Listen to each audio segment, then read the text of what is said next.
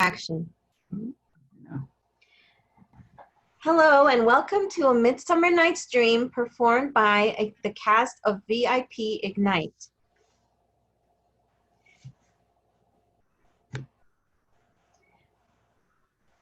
Teresa Conahay, Ariana Fulmore, Paulus-Rosenow, Carlton K. Turner, Robin Johnson, Sarah Lauren, Charles Massey, Sax Cordero, Justin D'Amelia, and Zulima Paulus-Rosenow. This recording is dedicated to Carlton K. Turner and his family in memory of his father and grandfather who lost their lives due to the COVID-19 pandemic. For this reason, Carlton is not here with us today.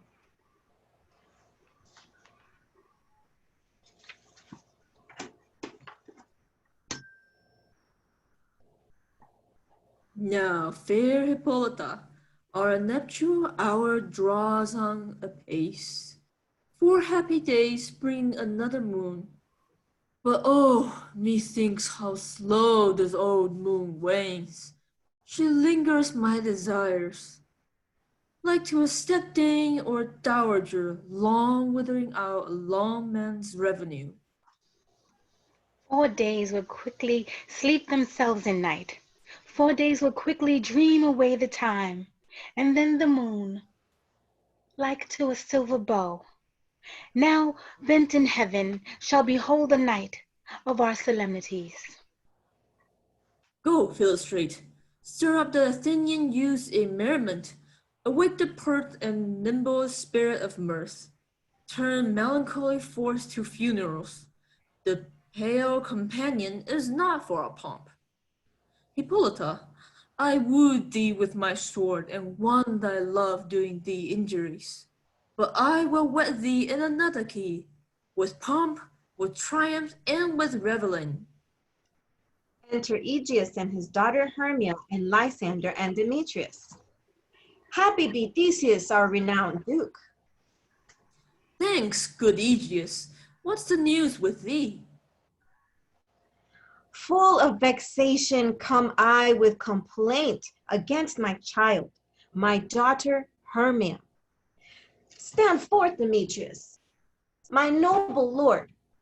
This man hath my consent to marry her. Stand forth, Lysander, and my gracious duke.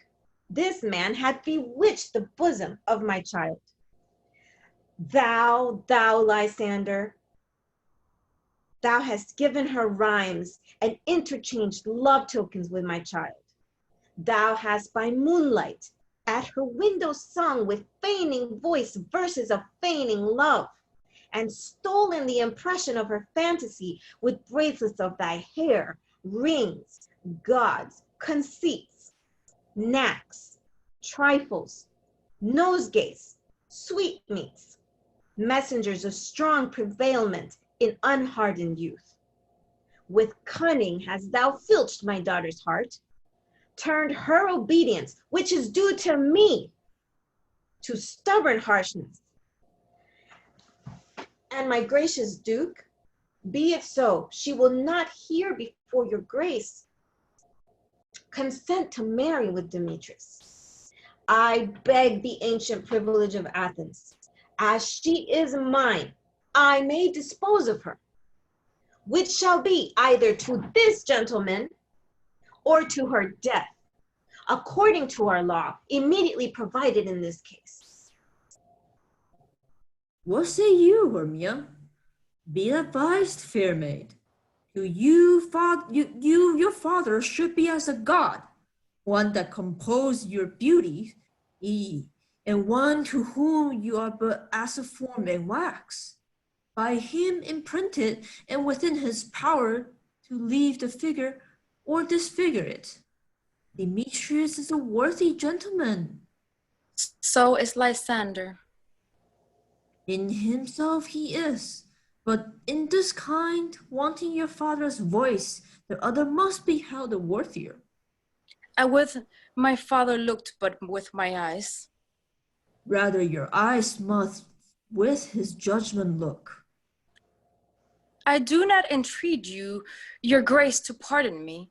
I know not by my what power I made bold, nor how it may concern my modesty, in such a presence here to plead my thoughts, but I beseech your grace that I may know the worst that may befall me in this case, if I refuse to wed Demetrius.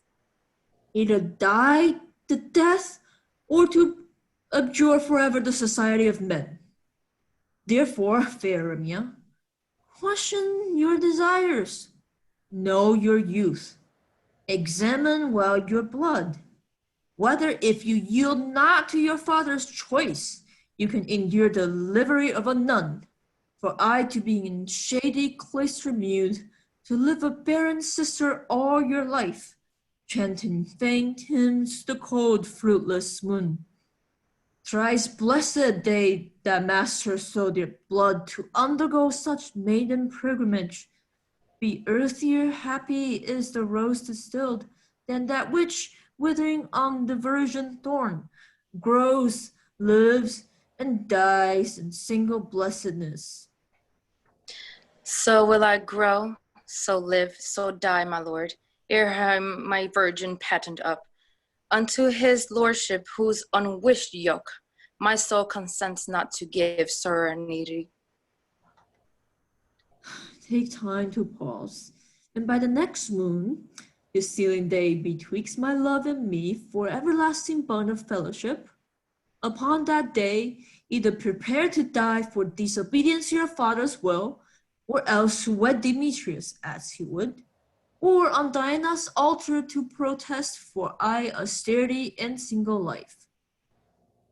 Relent, sweet Hermia, and Lysander, yield thy crazy title to my certain right.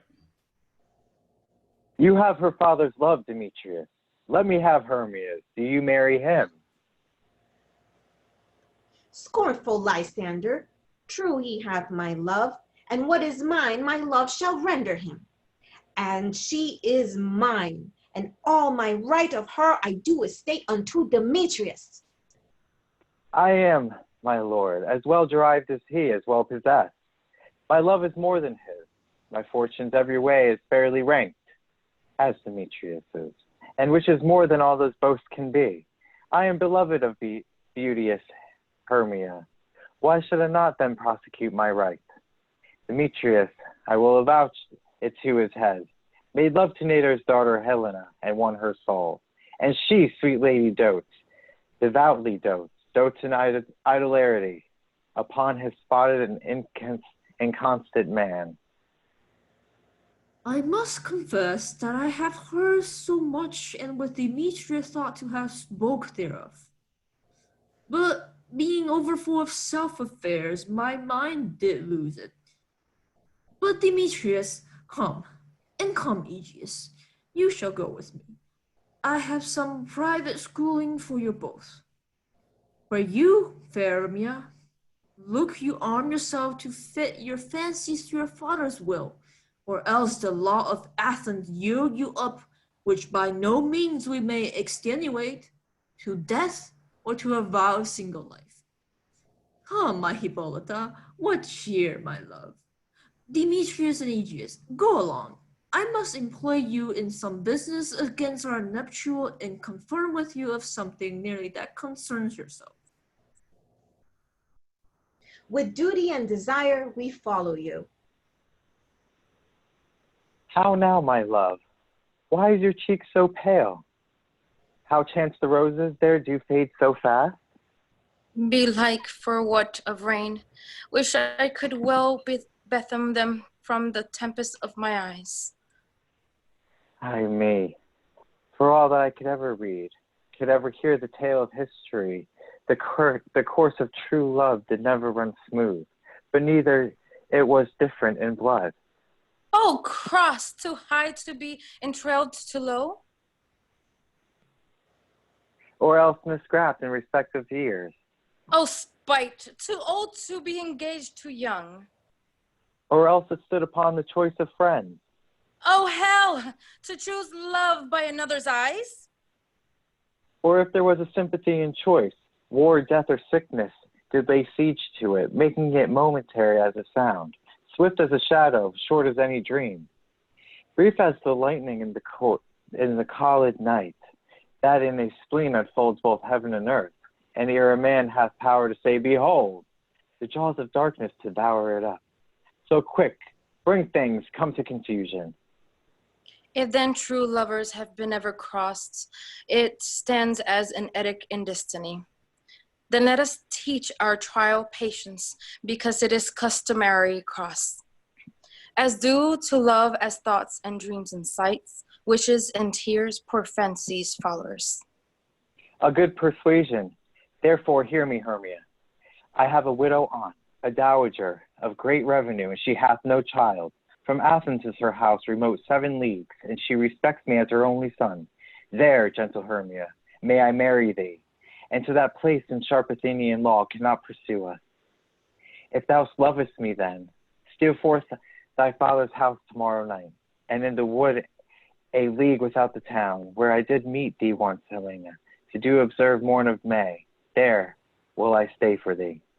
My good Lysander, I swear to thee by Cupid's strongest bow, by his best arrow with the golden head, by the simplicity of Venus' doves, by that which knitted souls and prospers lovers, and by that fire which burned the Carthage queen, when the false Trojan under sail was seen, by all the vows that ever men have broke, and number more than ever woman spoke. In that same place thou hast appointed me. Tomorrow truly will I meet with thee. Keep promise, love.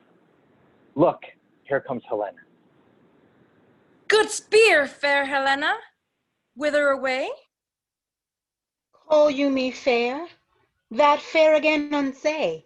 Demetrius loves you fair. Oh, happy fair.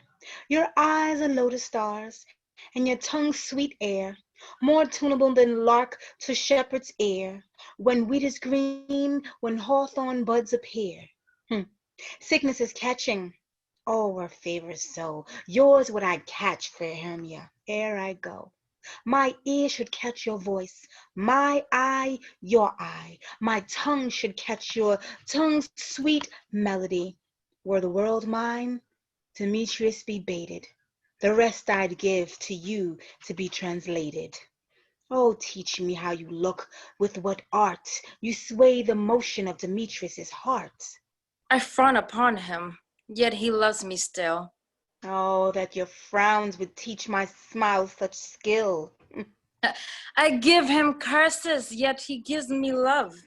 Oh, that my prayers could such affection move. The more I hate, the more he follows me. The more I love, the more he hateth me. It's folly. Helena, it's not fault of mine. None but your beauty, would that fault were mine. Take comfort.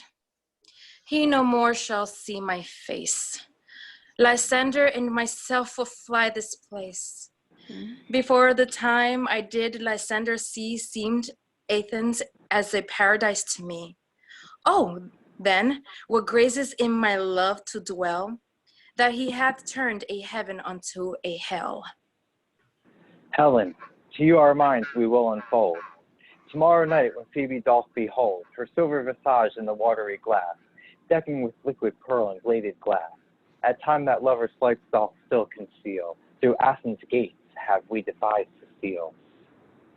And in the woods where often you and I, upon faith primrose beds were wont to lie, and typing our bosoms of their console sweets. There my Lysander myself shall meet, and thence from Athens turns away our eyes, to seek new friends and stranger companies. Farewell, sweet playfellow. Pray thou for us, and good luck grant thee thy Demetrius. Keep word, Lysander. We must start our sight from lovers' food till morrow deep midnight. I will, my Hermia. Helena, adieu. as you on him, Demetrius dote on you. Oh, happy, some or other some can be. Through Athens I am thought as fair as she. But what of that? Demetrius thinks not so. He will not know what all but he do know. And he errs, doting on Hermias' eyes. So I, admiring of his qualities, things base and vile hold no quantity. Love can transpose to form and dignity. Love looks not with the eyes, but with the mind, and therefore is winged Cupid painted blind, nor hath love's mind of any judgment taste. Wings and no eyes figure unheedy haste, and therefore is love said to be a child, because in choice he is so oft beguiled, as waggish boys in game themselves forswear, so the boy love is perjured everywhere. For ere Demetrius looked on Hermia's eye, he held down oaths that he was only mine. And when this hail some heat from Hermia felt, so he dissolved it, and showers of oaths did melt. I will go tell him of fair Hermia's flight. Then to the wood will he tomorrow night pursue her. And for this intelligence, if I have thanks, it is a dear expense. But here in mean I enrich my pain, to have his sight thither and back again.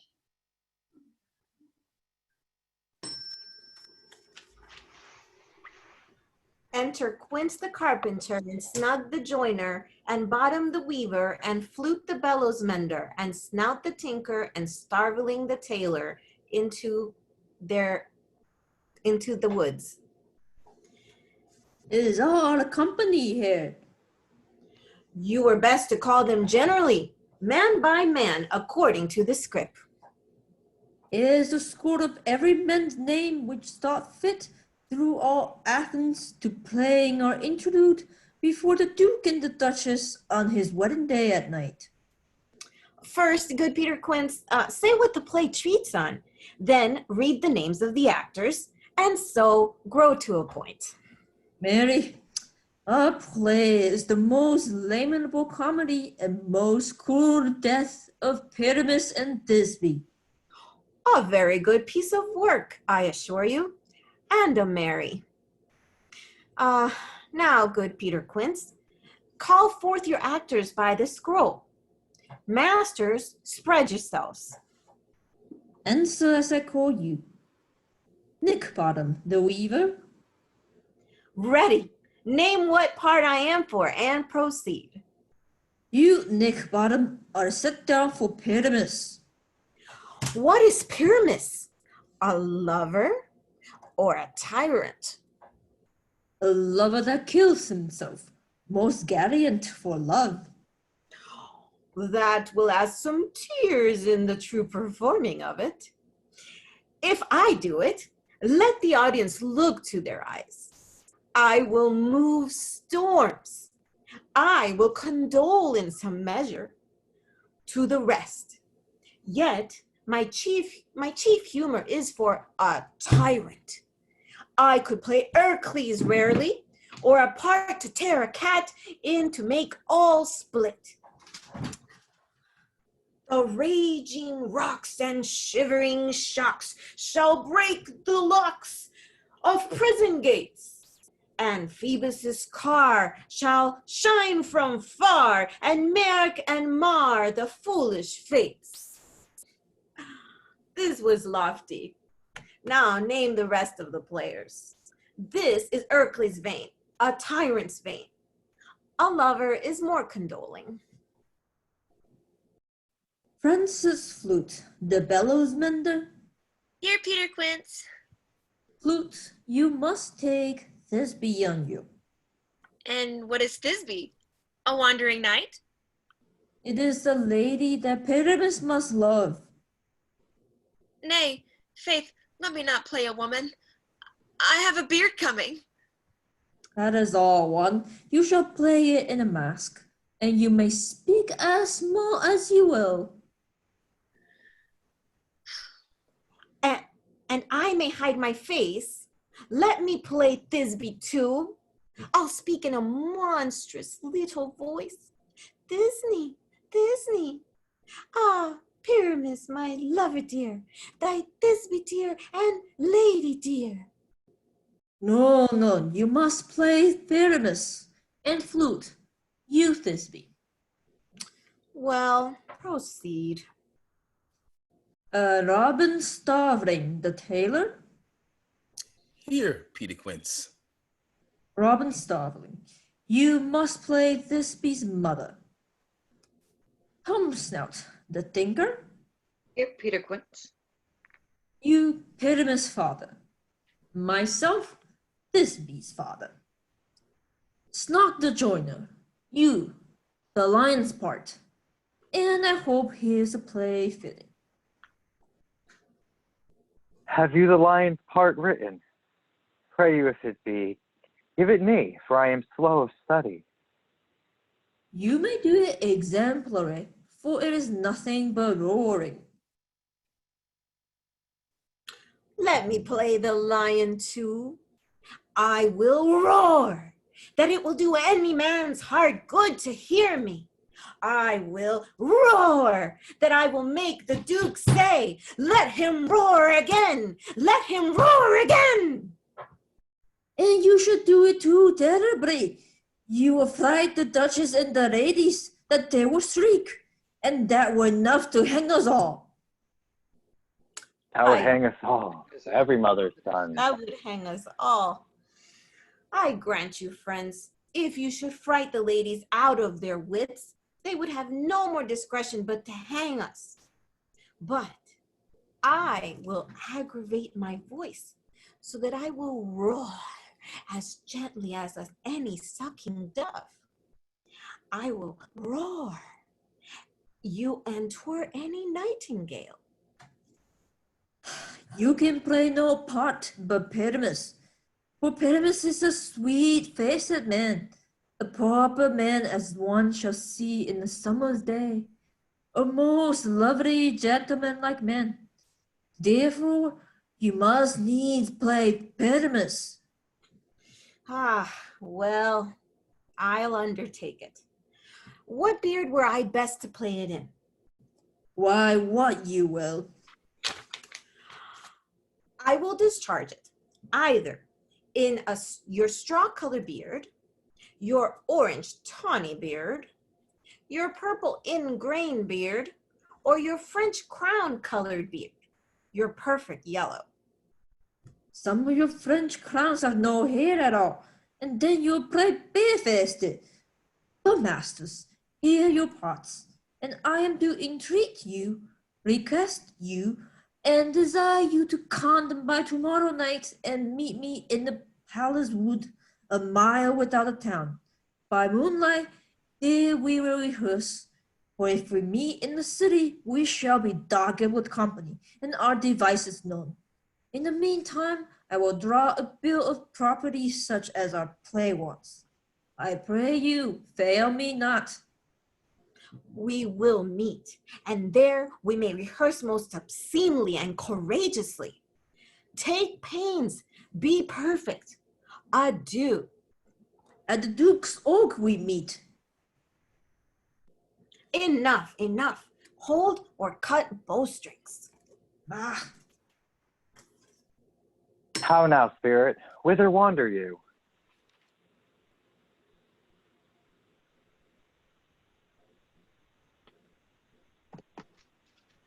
Over hill, over dale, through bush, through briar, over park, over pale, through flood, through fire. I do wander everywhere, swifter than the man's fear, and I serve the fairy queen to do her orbs upon the green. The cowslips tell her pensioners be, in their gold coat spots you see. Those be rubies, fairies' favors, in those freckles live their savors. I must go seek some dewdrops here, and hang a pearl in every cowslip's ear. Farewell, thou love of spirits, I'll be gone. Our queen and all our elves come here anon. The king doth keep his revels here tonight. Take heed the queen come not within his sight. For Oberon is passing fell in wrath, because that she, as her attendant hath, a lovely boy stolen from an Indian king. She never had so sweet a changeling. And jealous Oberon would have the child, knight of his train, to trace the forest wild. But she perforce withholds the loved boy, crowns him with flowers, and makes him all her joy. And now they never meet in the grove or green, by fountain or clear in stars and spangled starlight sheen. But they do square, that all their elves for fear creep into acorn cups and hide them there. Either I mistake your shape and making quite, or else you are that shrewd and knavish sprite, called Robin Goodfellow. Are you not he that frights the maidens of the villagery? Skim milk and sometimes labors in the quarn, and bootless make the breathless housewife churn, and sometimes make the drink to bear no barm, mislead night wanderers laughing at their harm.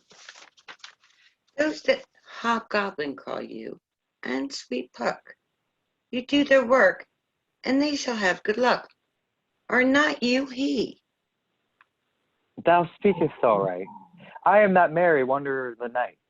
I jest to Oberon and make him smile, when I a fat bean-fed horse beguile, neighing in likeness of a filly foal. And sometimes I lurk in a gossip's bowl, in the very likeness of a roasted crab, and when she drinks, against her lips I bob, and her withered dewlap pour the ale. The wisest aunt telling the saddest tale, sometimes for 3-foot stool maketh me.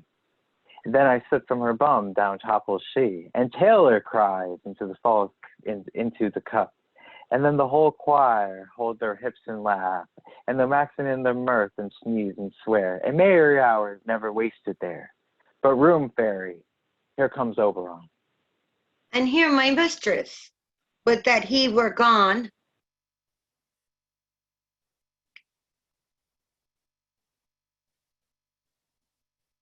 Ill met by moonlight, proud Titania. What, jealous, Oberon? Fairy, skip hence. I have forsworn his bed and company. Tarry wash, wanton. Am not I thy lord? Then I must be thy lady. But I know when thou hast stolen away from fairyland, and in the shape of Corin sat all day, playing on pipes of corn and versing love to amorous Phillida. Why art thou here? From the furthest step of India? But that, forsooth, the bouncing Amazon, your buskined mistress and your warrior love, to Theseus must be wedded, and you come to give their bed joy and prosperity. How canst thou thus for shame, Titania, knowing I love thy love to Theseus? Glance at my credit with Hippolyta. Did thou not lead him through the glimmering light from Perigonia, whom he ravished, and make him with fair Agos break his faith with Aridon and Antiopa?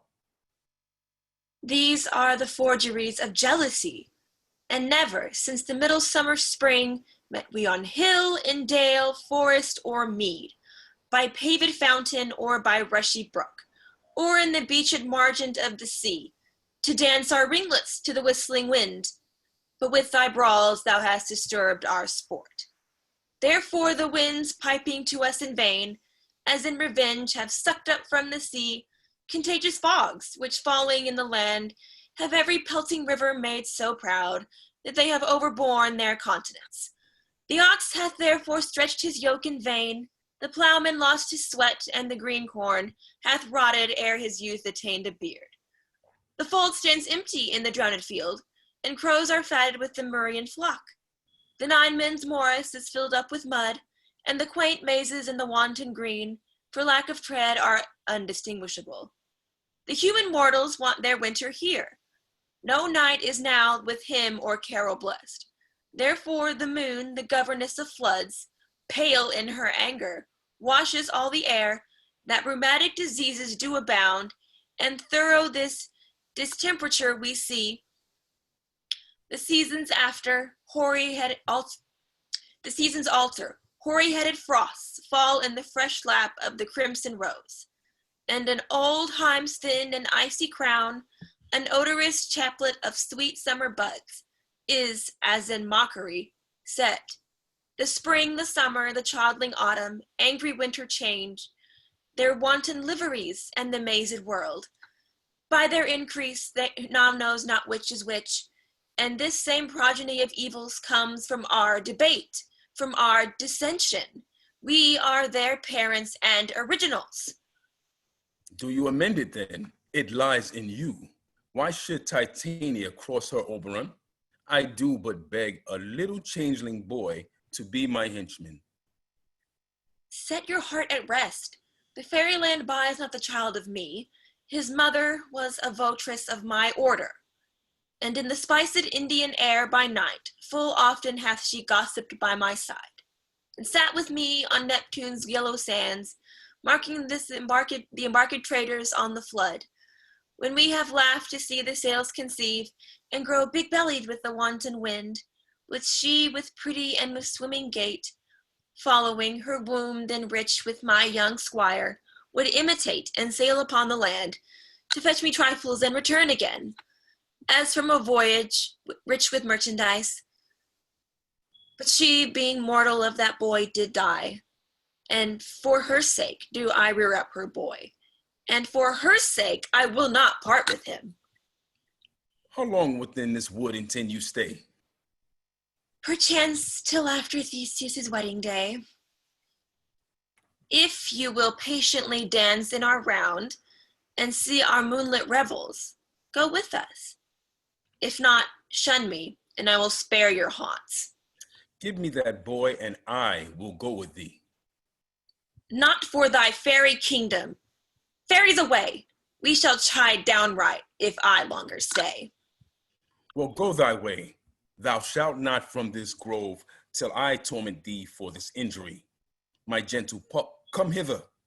Thou rememberest, since once I sat upon a promontory and heard a mermaid on a dolphin's back, uttering such dulcet and harmonious breath that the rude sea grew civil at her song, and certain stars shot madly from their spheres to hear the sea maid's music. I remember. That very time I saw, but thou couldst not, flying between the cold moon and the earth, Cupid all armed. A certain aim he took at a fair vestal throned by the west, and loosed his love shaft smartly from his bow, as it should pierce 100,000 hearts. But I might see young Cupid's fiery shaft quenched in the chaste beams of the watery moon, and the imperial votaress pass it on in maiden mediation, fancy free, yet marked where I, the bolt of Cupid, fell. It fell upon a little western flower, before milk white, now purple with love's womb, and maidens call it love in idleness. Fetch me that flower, the herb I showed thee once. The juice of it on sleeping eyelids laid will make or man or woman madly dote upon the next live creature that it sees. Fetch me this herb, and be thou here again, ere the Leviathan can swim a league. I'll put a girdle round about the earth in 40 minutes. Having once this juice, I'll watch Titania when she is asleep and drop the liquor of it in her eyes. The next thing then she waking looks upon, be it on lion, bear, or wolf, or bull, on meddling monkey, or on busy ape, she shall pursue it with the soul of love, and ere I take this charm from of her sight, as I can take it with another herb, I'll make her render up page to me. But who comes here? I am invisible. I will overhear their conference. Enter Demetrius, Helena following him. I love thee not, therefore pursue me not. Where is Lysander and fair Hermia? The one I'll stay, the other stayeth me. Thou toldest me they were stolen unto this wood, and here am I, and wood within this wood, because I cannot meet my Hermia. Hence, get thee gone, and follow me no more. You draw me, you hard-hearted adamant, but yet you draw not iron, for my heart is as true as steel. Leave you your power to draw, and I shall have no power to follow you. Do I entice you? Do I speak you fair?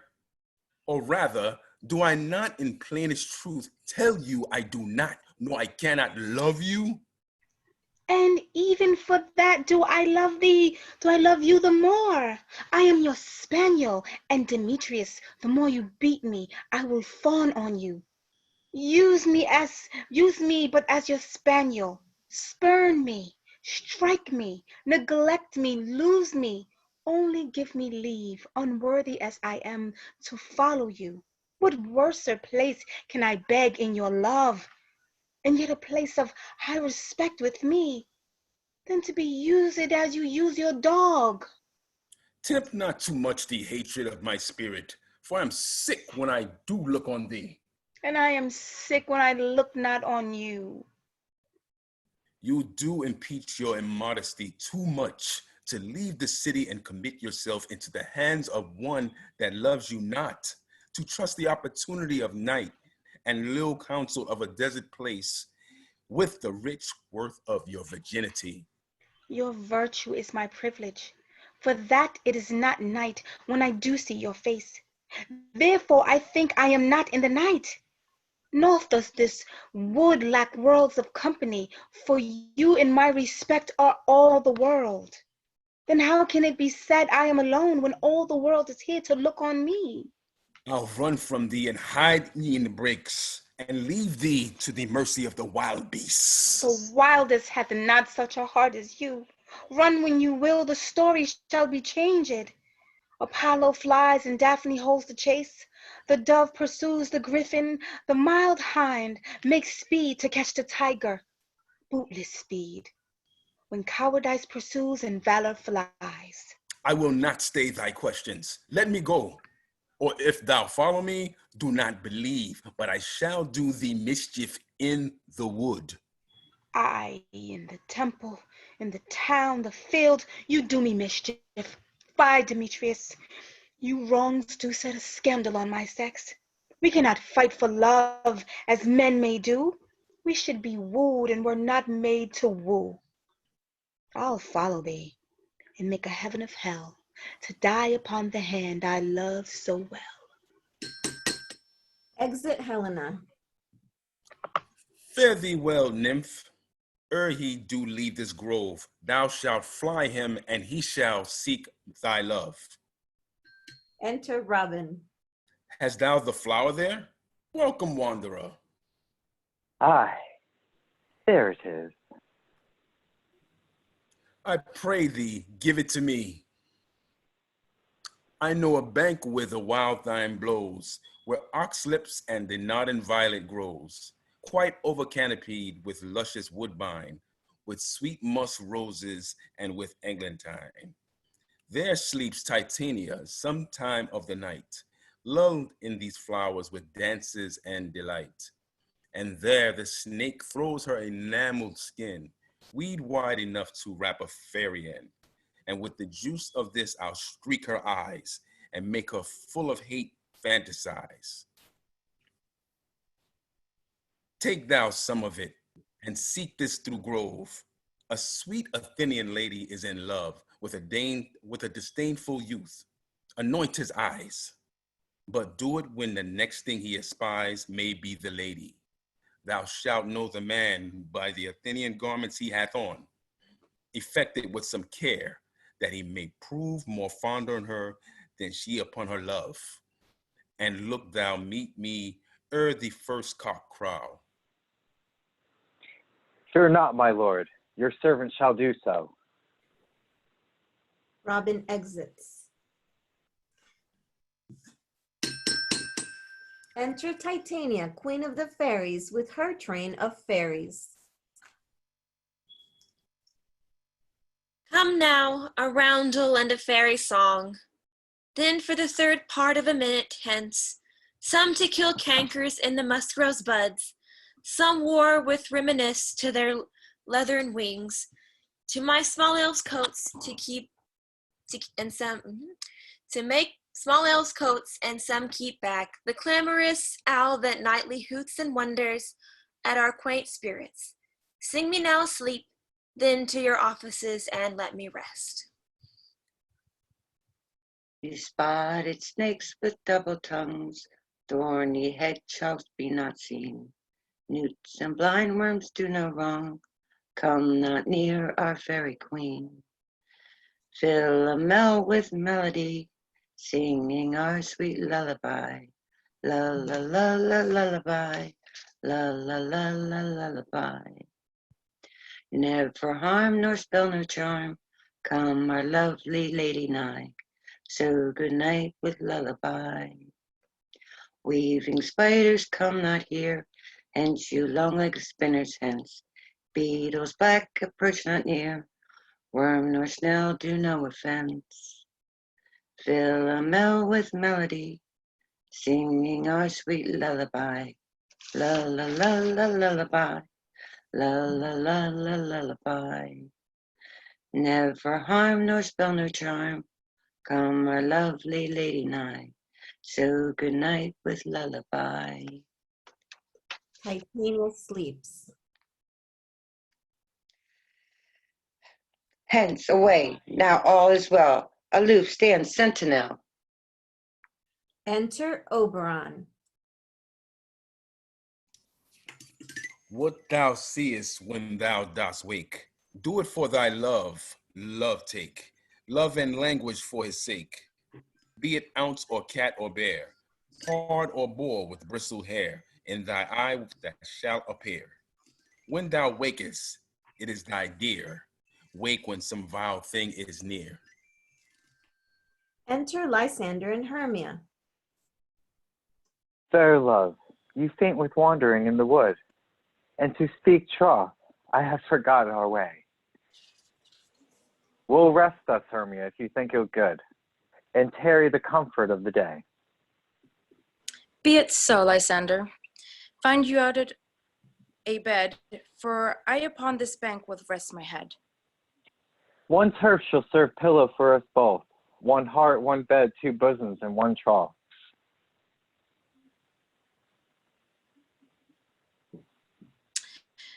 Nay, good Lysander, for my sake, my dear, lie further off yet. Do not lie so near.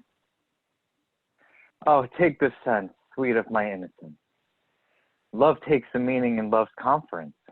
I mean that my heart unto yours is knit, so that but one heart we can make of it. Two bosoms interchanged in an oath, so then two bosoms in a single troth. Then by your side no bedroom me deny, for lying so, Hermia, I do not lie. Lysander riddles very prettily. Not much beshrew my manners and my pride, if Hermia meant to say Lysander lied. But gentle friend, for love and courtesy lie further off in human modesty. Such separation, as may well be said, becomes a virtuous bachelor and a maid. So far be distance, and good night, sweet friend. Thy love near alter thy sweet life end. Amen. Amen to that fair prayer, say I. And then end life when I end loyalty. Here is my bed. Sleep gives thee all thee rest. With half that wish the wisher's eyes be pressed. Hermia and Lysander sleep. Enter Robin. Through the forest have I gone, but the evening found I none, on whose eyes I might approve this flower's force and stirring love. Night and silence, who is here? Weeds of Athens he doth wear. This is he, my master said, despised the Athenian maid. And here the maiden sleeping round on the dank and dirty ground. Pretty soul, she durst not lie near this lack love, this kill courtesy. Chill upon thy eyes I throw, all the power this charm doth owe. When thou wakest, let love forbid, sleep his seat on thy eyelid. So awake when I am gone, for I must now to Oberon. Enter Demetrius and Helena, running. Stay, though thou kill me, sweet Demetrius. I charge thee hence, and do not haunt me thus. Oh, wilt thou, darkling, leave me? Do not so. Stay on thy peril, I alone will go. Oh, Exit I am out Demetrius. of breath in this fond chase. The more my prayer, the lesser is my grace. Happy is Hermia, wheresoever she lies, for she hath blessed and attractive eyes. How came her eyes so bright? Not with salt tears. If so, my eyes are oftener washed than hers. No, no, I am as ugly as a bear. For beasts that meet me run away for fear. Therefore no marvel though, Demetrius, do as a monster, fly my presence thus. What wicked and disassembling glass of mine made me compare with Hermia's sphery eyne? But who Sees is here? Lysander. Lysander is on the ground, dead or asleep. I see no blood, no wound. Lysander, if you live, good sir, awake. And run through fire, I will for thy sweet sake. Transparent Helena, nature shows art that through thy bosom makes me see thy heart. Where is Demetrius? Oh, how fit a word is that vile name to perish on my sword. Do not say so, Lysander. Say not so. What though he love your Hermia? Lord, what though? Yet Hermia still loves you, then be content. Content with Hermia? No, I do repent the tedious minutes with her I have spent. Not Hermia, but Helena I love, who will not change a raven for a dove. This will of a man is the reason swayed, and reasons say you are a worthier maid. Things growing up not so right into the season, so I being young till now right not to reason, and touching now the point of human skill, reason becomes the marshal to my will, and leads me into your eyes, where I overlook love stories written in love's richest book. Wherefore was I to this keen mockery born, when at your hands did I deserve this scorn? It's not enough, young man, that I did never nor never can deserve a sweet look from Demetrius' eye, but you must flout my insufficiency? Good troth, you do me wrong, good sooth you do, in such disdainful manner me to woo, but fare you well, perforce I must confess, I thought you lord of more true gentleness. Oh, that a lady of one man refuse it, should another therefore be abused? She sees not Hermia. Hermia, sleep thou there, and never may thou come Lysander near. For as a surfeit of the sweetest things, the deepest loathing to the stomach brings, or as the hearest do men do leave, are hated most of those that did not deceive. So thou, my surfeit, and my heresy, of all be hated, but most of me. And all my powers address your love and might, to honor Helen, and to be her knight. Exit Lysander. Her. Help me! Lysander, help me! To thy beast to plug his crawling serpent from my breast. Ah me, for pity! What a dream was here! Lysander, looked how I do quake with fear. Me thou a serpent eat my heart away, and you sat smiling at his cruel prey. Lysander? What? Removed? Lysander, Lord? What, out of hearing gone? So no sound, no word? Alack, where are you? Speak, and if you hear, speak of all loves. I swoon almost with fear. No, then I will pierce you all no night. Either death or you I'll find immediately. Titania sleeps. Enter the clowns, Bottom, Quince, Flute, Snug, Snout, and Starveling. Are we all met?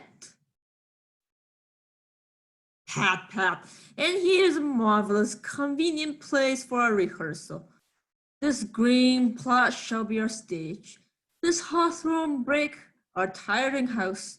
and we will do it in action as we would do it before the Duke. Peter Quince, What sayest thou, Billy Bottom?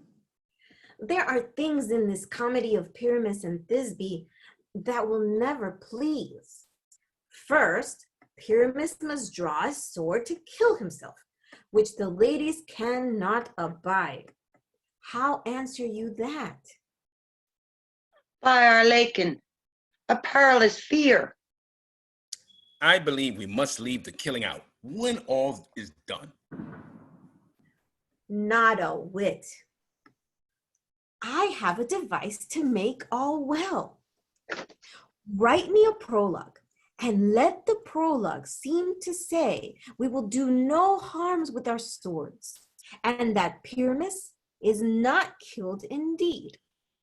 And for the more better assurance, tell them that I, Pyramus, am not Pyramus, but Bottom the Weaver. This will put them out of fear. Well, we will have such a prologue, and it shall be written in 8 and 6.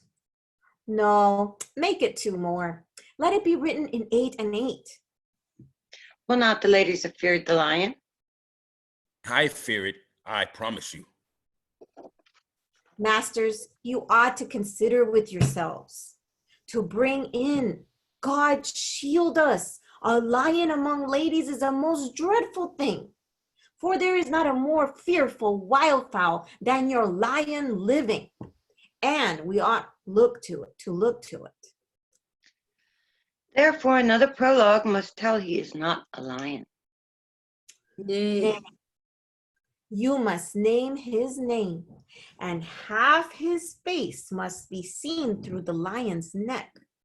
And he himself must speak through, saying thus, or to the same defect. Ladies or fair ladies, I would wish you, or I would request you, or I would entreat you not to fear, not to tremble, my life for yours. If you think I come hither as a lion, it were pity on my life. No, I am no such thing. I am a man as other men are. And there indeed let him name his name and tell them plainly that he is Snug the Joiner. well, it shall be so. But there is 2 hard things. That is, to bring the moonlight into a chamber. For, you know, Pyramus and Thisbe meet by moonlight.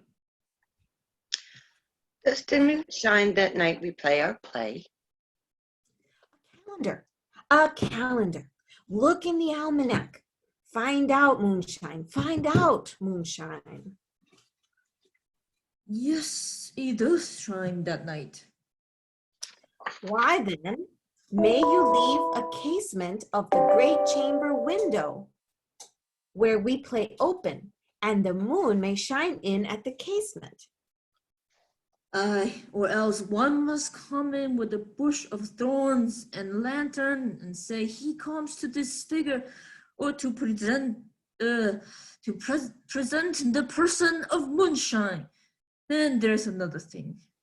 We must have a wall in the great chamber. For Pyramus and Thisbe, says the story, dig talk through the chink of a wall. You can never bring in a wall. What say you, Bottom?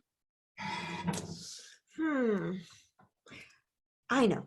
Some man or other must present wall, and let him have some plaster or some loam or some rough cast about him to signify a wall, and let him hold his fingers thus, and through that cranny shall Pyramus and Thisbe whisper. If that may be, then all is well. Come, sit down, every mother's son, and rehearse your part.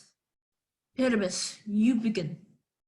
When you have spoken your speech, enter into that break. and so everyone according to his cue. Enter Robin unseen. What hempen homespuns have we have swaggering here? So near the cradle of the fairy queen. What, a play toward? I'll be an auditor, an actor too perhaps, if I see cause. Speak, Pyramus, Thisbe, thenceforth. Thisbe, the flowers of odious savor sweet. Odors, odors. Odor savor sweet.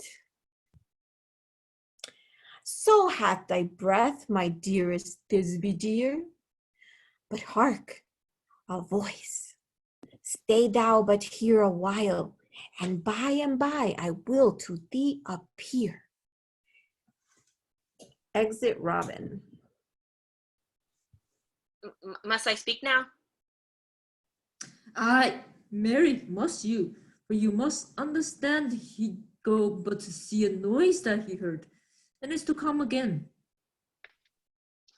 Most radiant Pyramus, most lily white of hue, of color like the red rose on triumphant briar, most brisky juvenile and eke most lovely Jew, as truest horse that yet would never tire. I'll meet thee, Pyramus, at Ninny's tomb. Ninny's tomb, man. Why, you must not speak that yet. That you answer to Pyramus. You speak all your parts at once, cues and all. Pyramus, enter. Your cue's past. It's never tired. Oh. As truest horse that yet would never tire.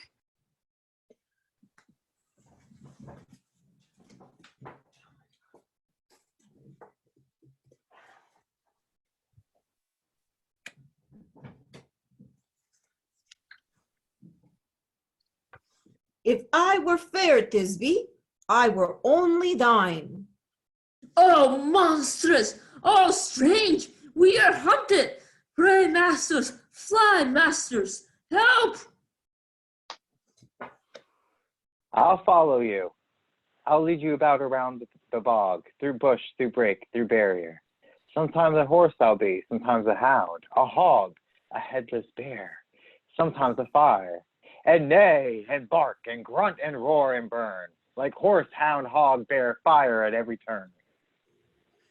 Why do they run away? This is unknavy of them to make me afeard. O bottom, thou art changed. What do I see on thee? What do you see? You see an ass head of your own, do you? Bless thee, bottom, bless thee. Thou art translated. I see their knavery.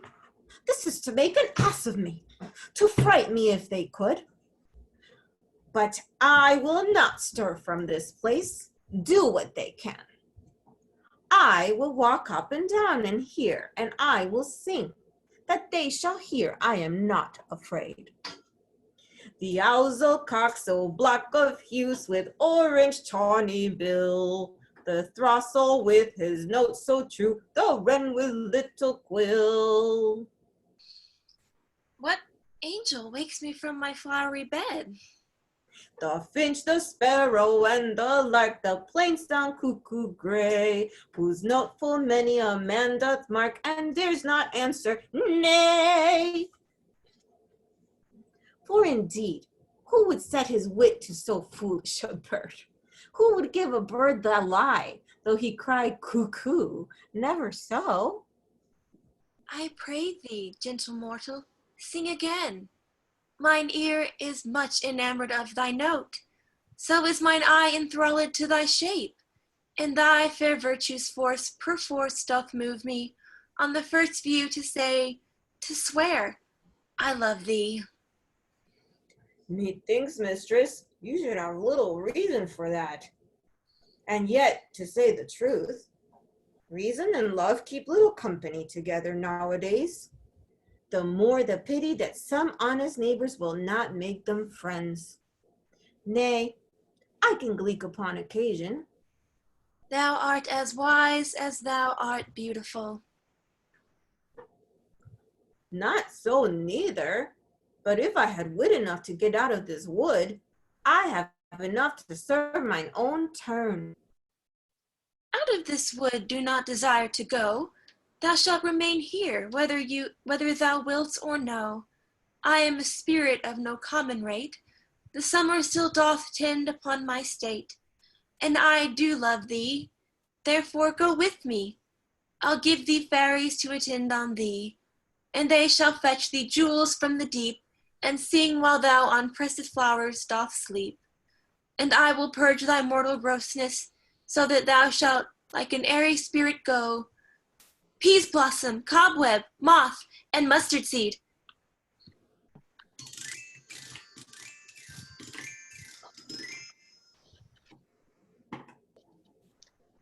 Ready.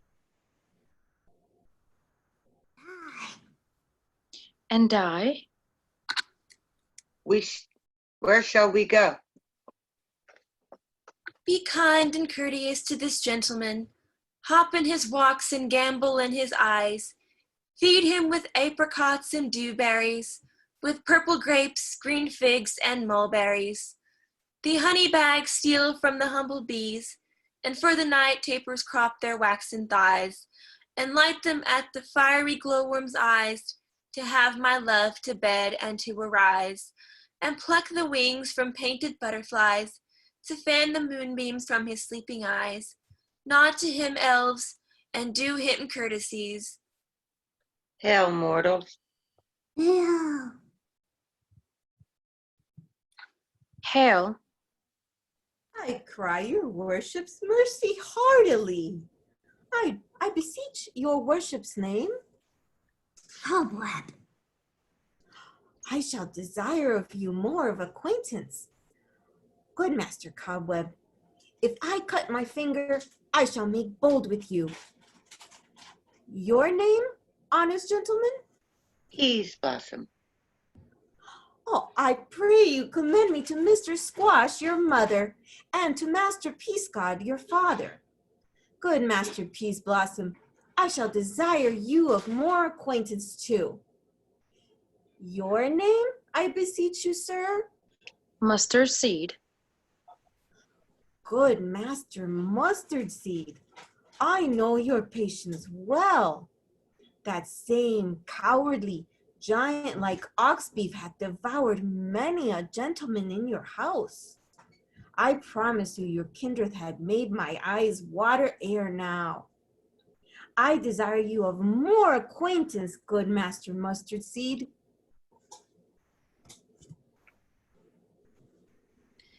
Come, wait upon him, lead him to my bower. The moon, methinks, looks with a watery eye, and when she weeps, weeps every little flower, lamenting some enforced chastity. Tie up my love's tongue, bring him silently. I wonder if Titania be awaked. Then what it was the next came in her eye was she must dote on in extremity. Here comes my messenger. How now, mad spirit? What night rule now about haunted grove? My mistress with a monster is in love. Near to her close and concentrated bower, while she was in her dull and sleeping hour, a crew of patches, rove mechanicals, that work bred upon Athenian stalls, were met together to rehearse a play, instead for the great Theseus' nuptial day. The shallowest thick skin of the barren sort, and Pyramus presented in their sport, fortook his scene and entered in a break, when I did him at this disadvantage take, and Asso's knoll I fixed on his head. Anon if this be must be answered, and forth my mimic comes. When I spy him, as wild geese in the creeping fowler eye, or russet-pated coughs, many in sort, rising and cawing at the gun's report, sever themselves and madly sweep to the sky, so at his sight away his fellows fly. And at our stamp, hero falls. He murder, cries hell from the Athenian calls. Their sense thus weak, lost their fears thus strong, made senseless things begin to do them wrong. For bearers' thorns and the apparel snatch, for sleeves and some hats, so yielders all things catch. I led them on this distracted fear, and left sweet Pyramus translated there. When in that moment so it came to pass, Titania walked and straightway loved an ass. This falls out better than I could devise. But hast thou yet latched the Athenian's eyes with the love juice, as I did bid thee do? I took him sleeping, that is finished too, and the Athenian woman by his side, that, when he waked, a fourth must be eyed. Enter Demetrius and Hermia. Stand close. This is the same Athenian. This is the woman, but not this the man. Oh, why rebuke you him that loves you so? Lay breath so bitter on your bitter foe. Now I but shied, but I should use thee worse, for thou I fear that hast given me cause to curse. If thou hast slain Lysander in his sleep, being o'er shoes in blood, plunge in the deep, and kill me too. The sun was not so true unto the day as he to me. Would he have stolen away from sleep in Hermia? I believe that soon this whole earth may be bored, and that the moon may thought the center creep, and so displease her brothers non-tied with antipodes. It cannot be, but thou hast murdered him. So should a murderer look, so dead, so grim? So should the murdered look, and so should I, pierce through the heart with your stern cruelty, yet you, the murderer, look as bright, as clear, as yonder Venus in her glimmering sphere. Was this to my Lysander? Where is he? Ah, good Demetrius, will thou give him me? I had rather give his carcass to my hounds. Out, dog! Out, cur! Thou drivest me past the bounds of maiden's patience. Hast thou slain him then? Henceforth be never numbered among men? Oh, once tell true. Tell true even for my sake. Durst thou have looked upon him being awake, and hast thou killed him sleeping? Oh, brave tush! Could not a worm in udder do so much? An udder did it, for with doubler tongue than thine, thou serpent never uttered stunt. You spend your passion on a misprized mood. I am not guilty of Lysander's blood, nor is he dead, for aught that I can tell. I pray thee, tell me then that he is well. And if I could, what should I get therefore? A privilege never to see me more, and from thy hated presence part I so. See me no more, whether he be dead or no. There is no following her in this fierce vein. Here, therefore, for a while I'll remain. So sorrow's heaviness doth heavier grow, for debt that bankrupt sleep doth sorrow owe, which now in some slight measure it will pay, if for this tender here I make some stay. What hast thou done? Thou hast mistaken What hast thou done? Thou hast mistaken quite, and laid the love juice on some true love sight. Of thy misprision must perforce ensue some true love turned, and not a false turn true. Then fate overrules that, one man holding troth, a million fail, confounding oath on oath. About the wood, go swifter than the wind, and Helena of Athens look thou find. All fancy, sick she is pale of cheer, with sights of love that cost the fresh blood dear. By some illusion, see thou bring her here. I'll charm his eyes against she do appear. I go, look how I go, swifter than an arrow from a Tartar's bow. Flower of this purple dye, hit with Cupid's archery, sink in apple of his eye. When his love he doth espy, let her shine as gloriously as the Venus of the sky. when thou wakest, if she by, beg of her for remedy. Enter Robin. Captain of our fairy band, Helena is here at hand, and the youth mistook by me, pleading for a lover's fee. Shall we their fond pageant see? Lord, what fools these mortals be! Stand aside. The noise they make will cause Demetrius to wake. Then will two at once woo one. That must needs do sport alone. And those things do please me, they before preposterously. Enter Lysander and Helena. Why should you think I should sworn and scorn? I should woo and scorn. Scorn and diversion never come in tears. Look, when I vow, I weep.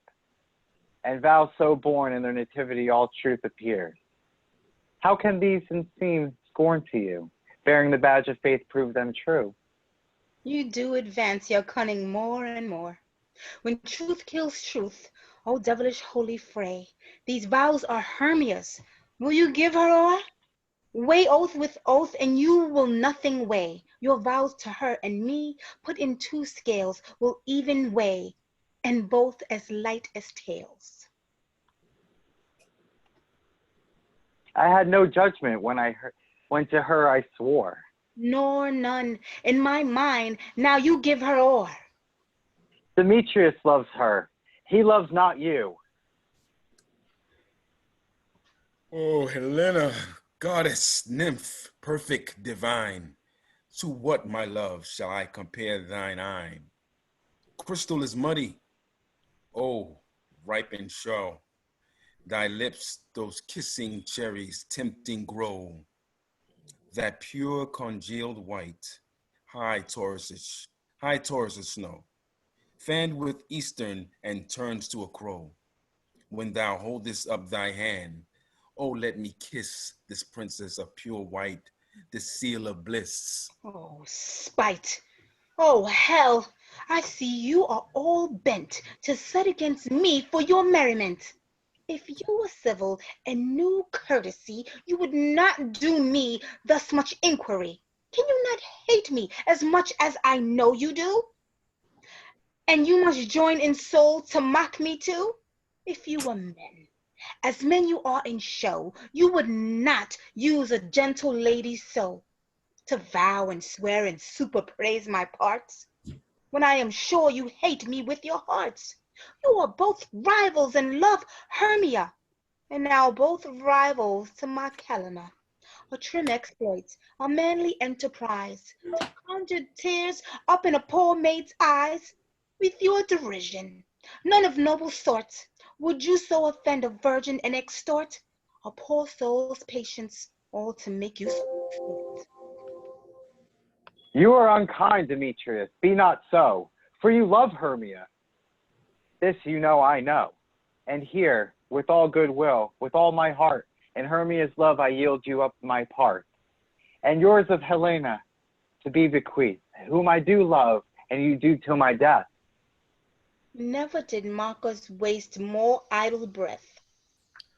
Lysander, keep thy Hermia. I will none. If e'er I loved her, all that love is gone.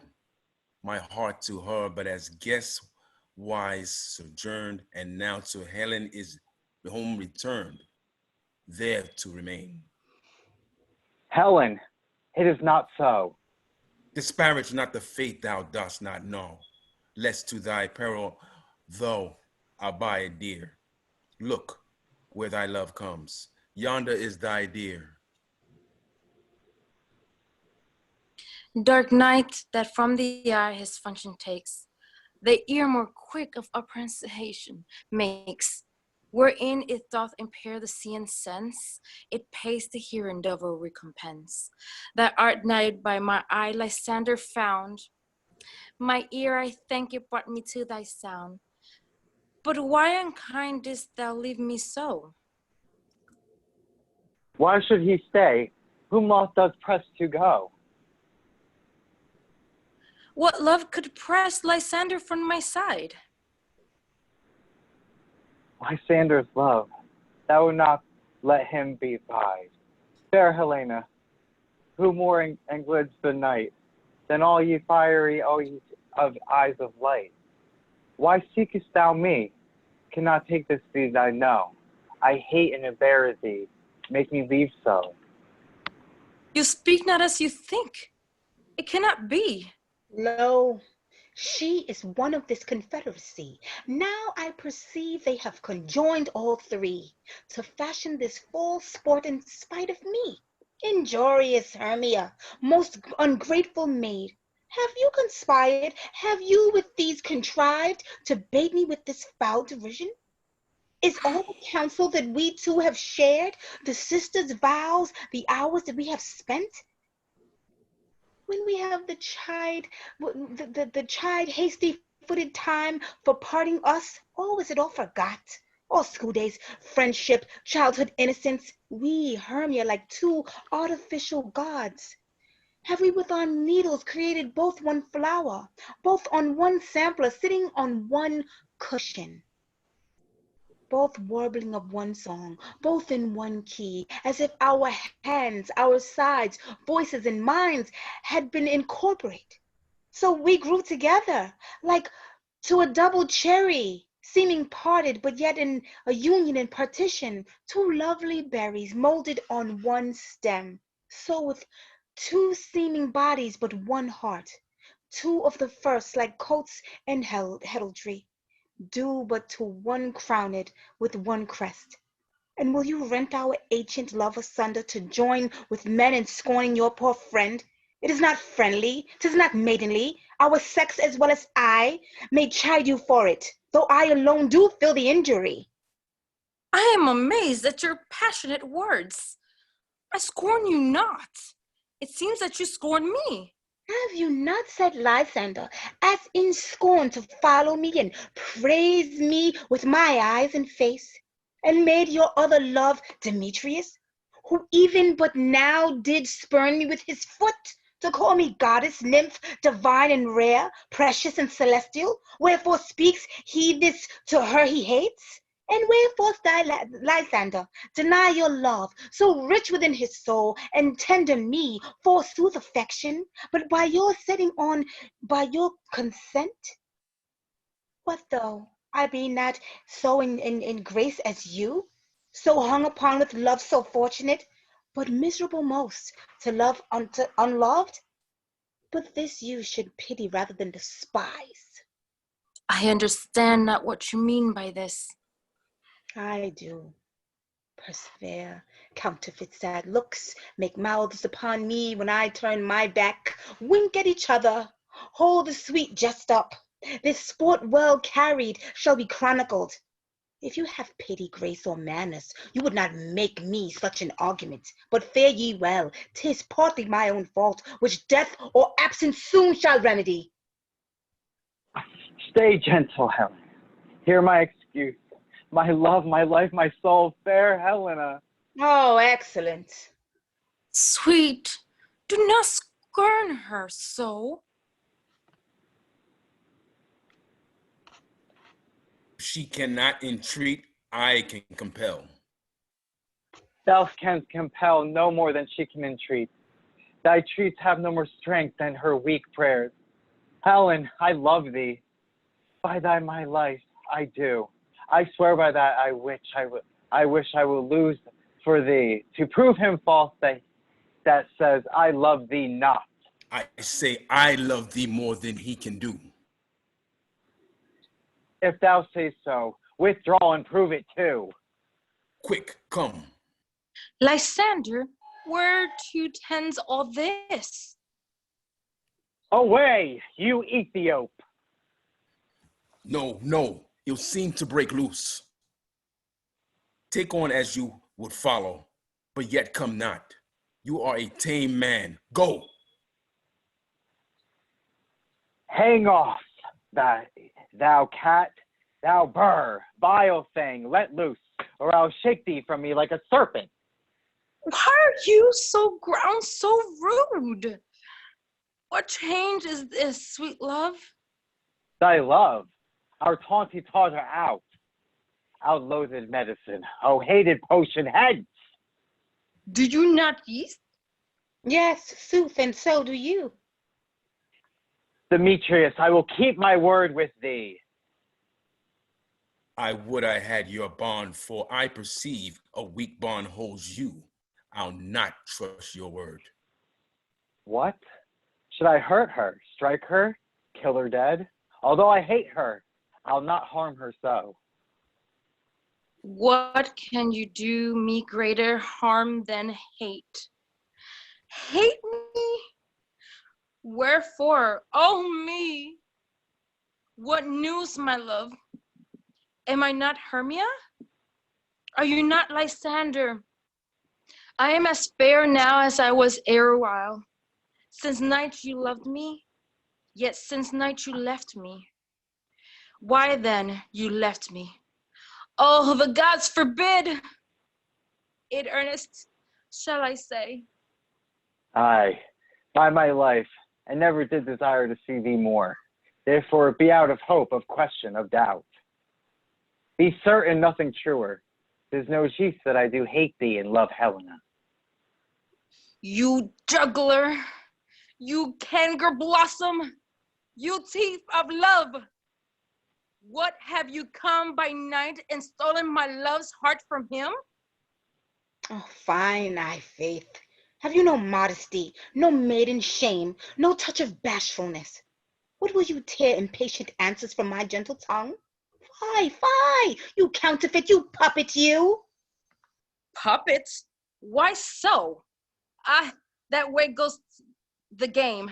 Now I perceive that she had made compared between our starters. She had urged me height, and with her personage, her tall percentage, her height forsoth, she had prevailed with him. In earth you grown so high in his esteem, because I am so dwarfish and so low? How low am I, thou painted maypole? Speak, how low am I? I am not yet so low that by my nails can reach into thy eyes.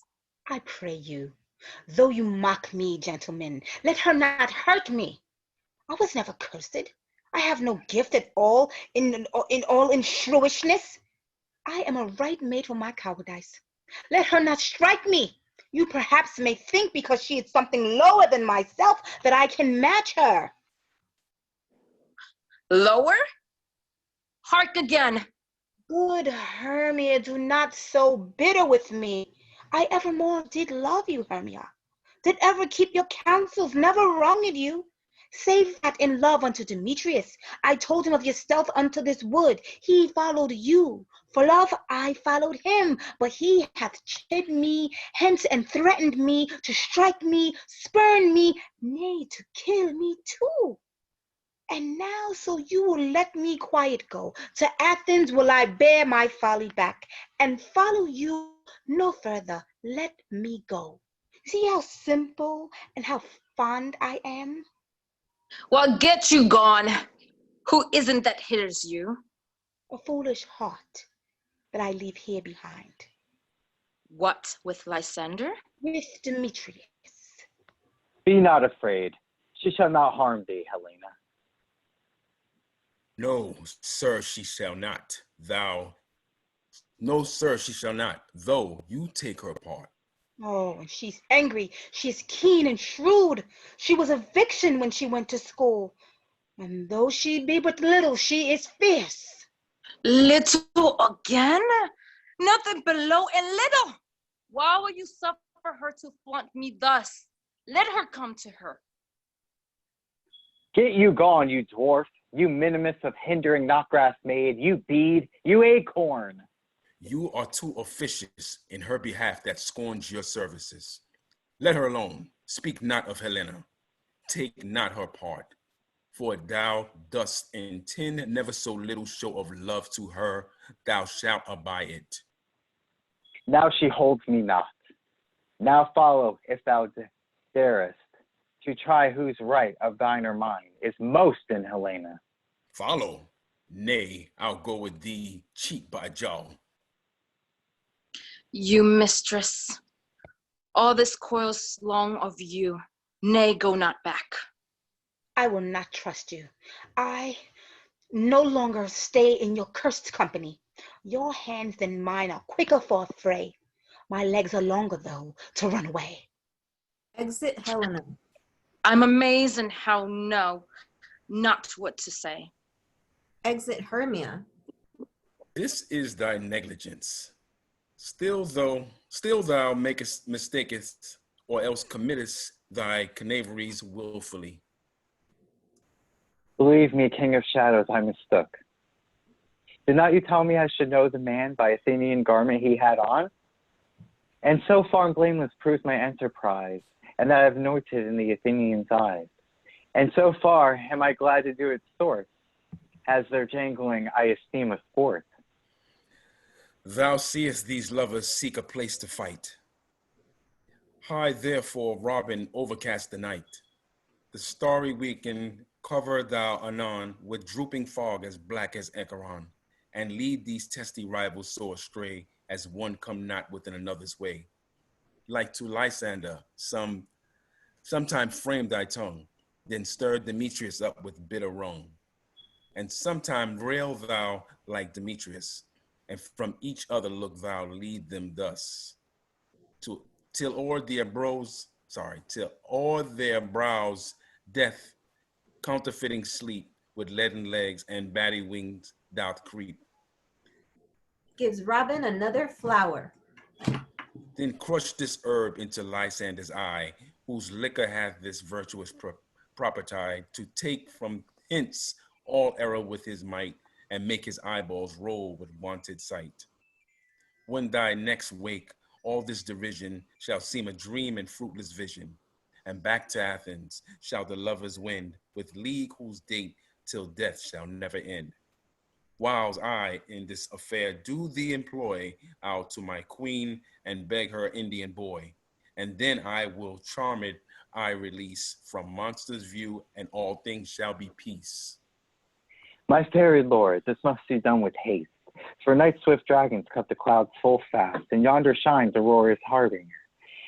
At those approach, ghosts wandering here and there, troop home to the churchyard. Damned spirits all, that in crossways and floods have burial, already their wormy beds are gone. For fierce lest they shall take upon, shames upon, they willfully themselves exile from light, and there must be I consort from the black borrowed night. But we are spirits of another sort.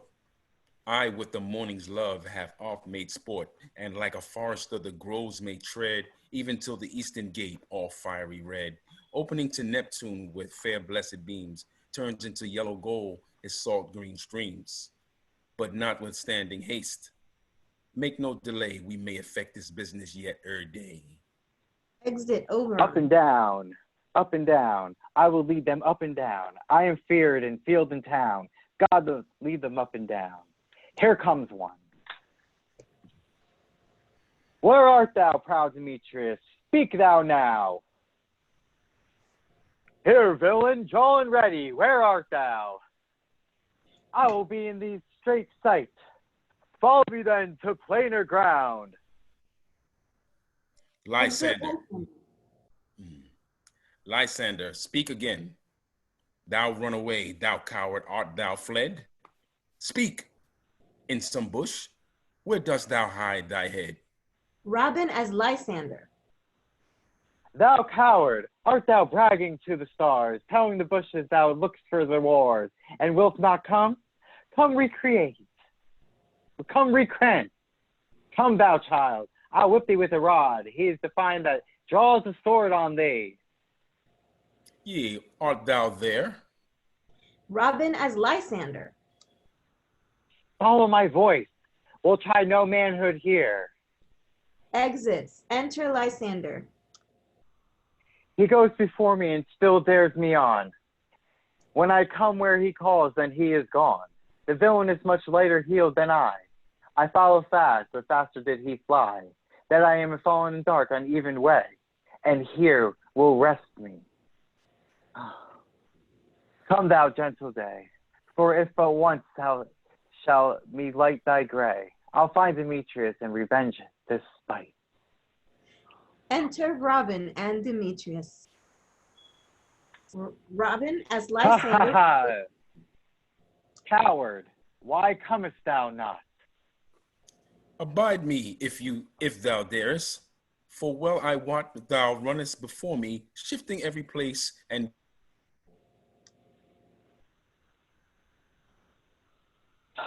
Come hither, I am here.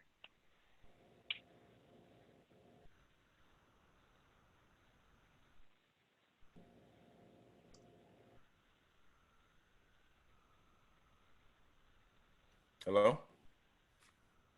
It's your Come hither, I am here. Nay, then thou mockest me. Thou shalt buy this dear, if I ever thy face by daylight see. Now go thy way. Faintness constraineth me to measure out my length on this cold bed.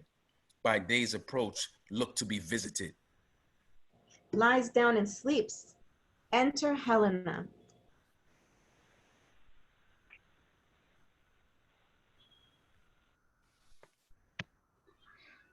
O weary night, O long and tedious night, abate thy hours, shine comforts from the east, that I may aback to Athens by daylight, from these that my poor company detest, and sleep that sometimes shuts up sorrow's eye. Steal me a while from mine own company. Lies down and sleeps. Yet but three, come one more. Two of both kinds make up four. Here she comes, cursed and sad. Cupid is a knavish lad, but to poor females mad. Enter Hermia. Never so weary, never so in woe. Bedabbled with the dew and torn with briars, I can no further crawl, no further go. My legs can keep no pace with my desires. Here will I rest me still the break of day. Heaven's shield I sender, if they mean a fray.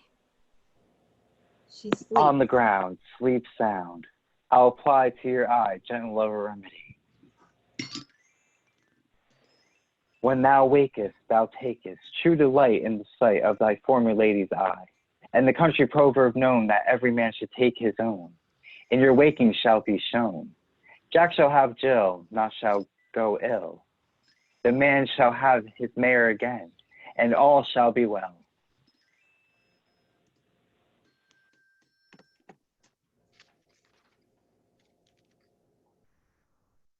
Lysander, Demetrius, Helena, and Hermia sleep. Enter Titania, queen of the fairies, and Bottom, with the ass's head. And fairies, peas blossom, cobweb, moth, mustard seed. Oberon, the king behind them, unseen. Come, sit thee down upon this flowery bed, while I thy amiable cheeks do coy, and stick musk roses in thy sleek smooth beard, and kiss thy fair large ears, my gentle joy.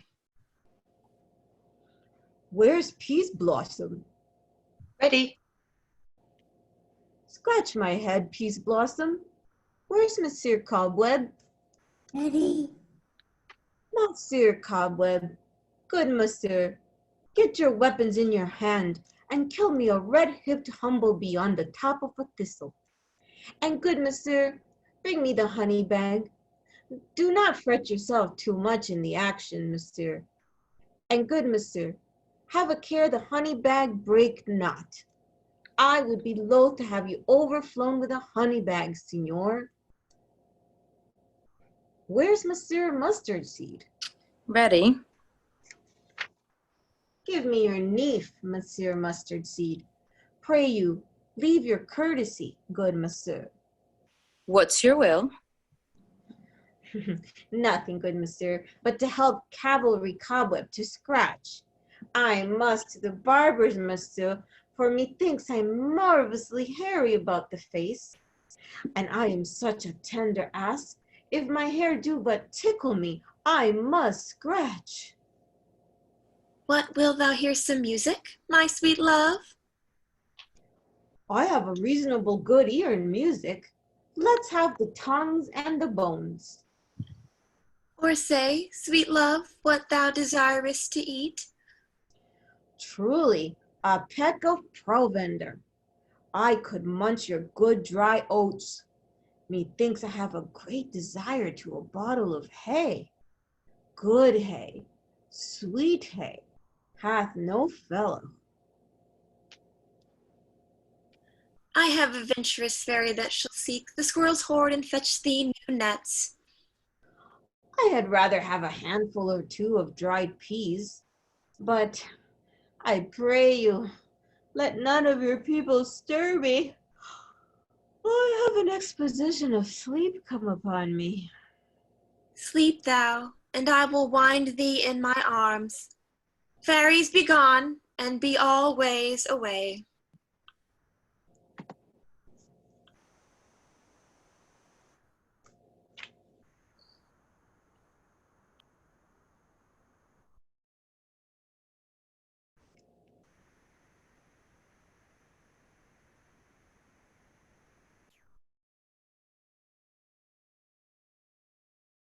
Oberon.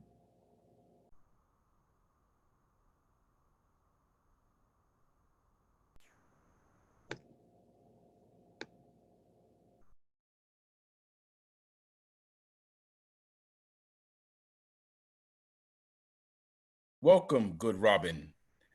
Seest thou this sweet sight? Her dotage now I do begin to pity, for meeting her of late behind the wood, seeking sweet favors from this hateful fool, I did upbraid her and fall out with her. For she has hairy temples, then had rounded with a coronet of fresh and fragrant flowers, and that same dew, which sometime on the buds was wont to swell like round and orient pearls, stood now within the pretty flowerets' eyes like tears that did their own disgrace bewail. When I had at my pleasure taunted her, and she in mild terms begged my patience, I then did ask of her changeling child, which straight she gave me, and her fairy sent to bear him to my bower in fairyland. And now I have the boy.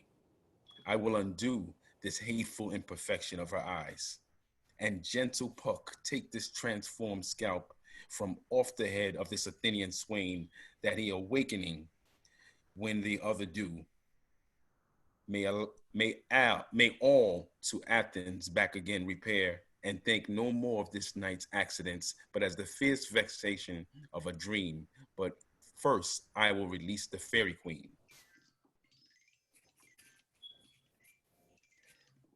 Be as thou was wont to be, see as thou wast wont to see. Diane's bud or Cupid's flower hath such force and blessed power. Now, my Titania, wake you, my sweet queen. My Oberon, what visions have I seen? Methought I was enamored of an ass. There lies your love. How came these things to pass? Oh, how mine eyes do loathe his visage now. Silence a while. Robin, take off this head. Titania, music call, and strike more dead than common sleep of all these five descents. Music! Ho! Music such as charmeth sleep. Now when thou wakest, with thine own fool's eyes peep. Sound, music. Come, my queen, take hands with me, and rock the ground whereon these sleepers be. Now thou and I are new in amity, and will tomorrow midnight solemnly dance in Duke Theseus' house triumphantly, and bless it to all fair prosperity. There shall the pairs of faithful lovers be wedded with Theseus, all in jollity. Fairy king, attend and mark, I do hear the morning lark. Then, my queen in silence sad, trip we after the night shad, we the globe can compass soon, swifter than the wandering moon. Come, my lord, and in our flight, tell me how it came this night, that I sleeping here was found, with these mortals on the ground. Exeunt Oberon, Titania, and Robin. Windhorn within. Enter Theseus and all his train, Aegeus and Hippolyta. Go, one of you, find out the forester. And now our observation is performed. And since we have the reward of the day, my love shall hear the music of my hounds. Uncouple in the western valley, let them go. Dispatch, I say, and find the forester. Exit one of the train.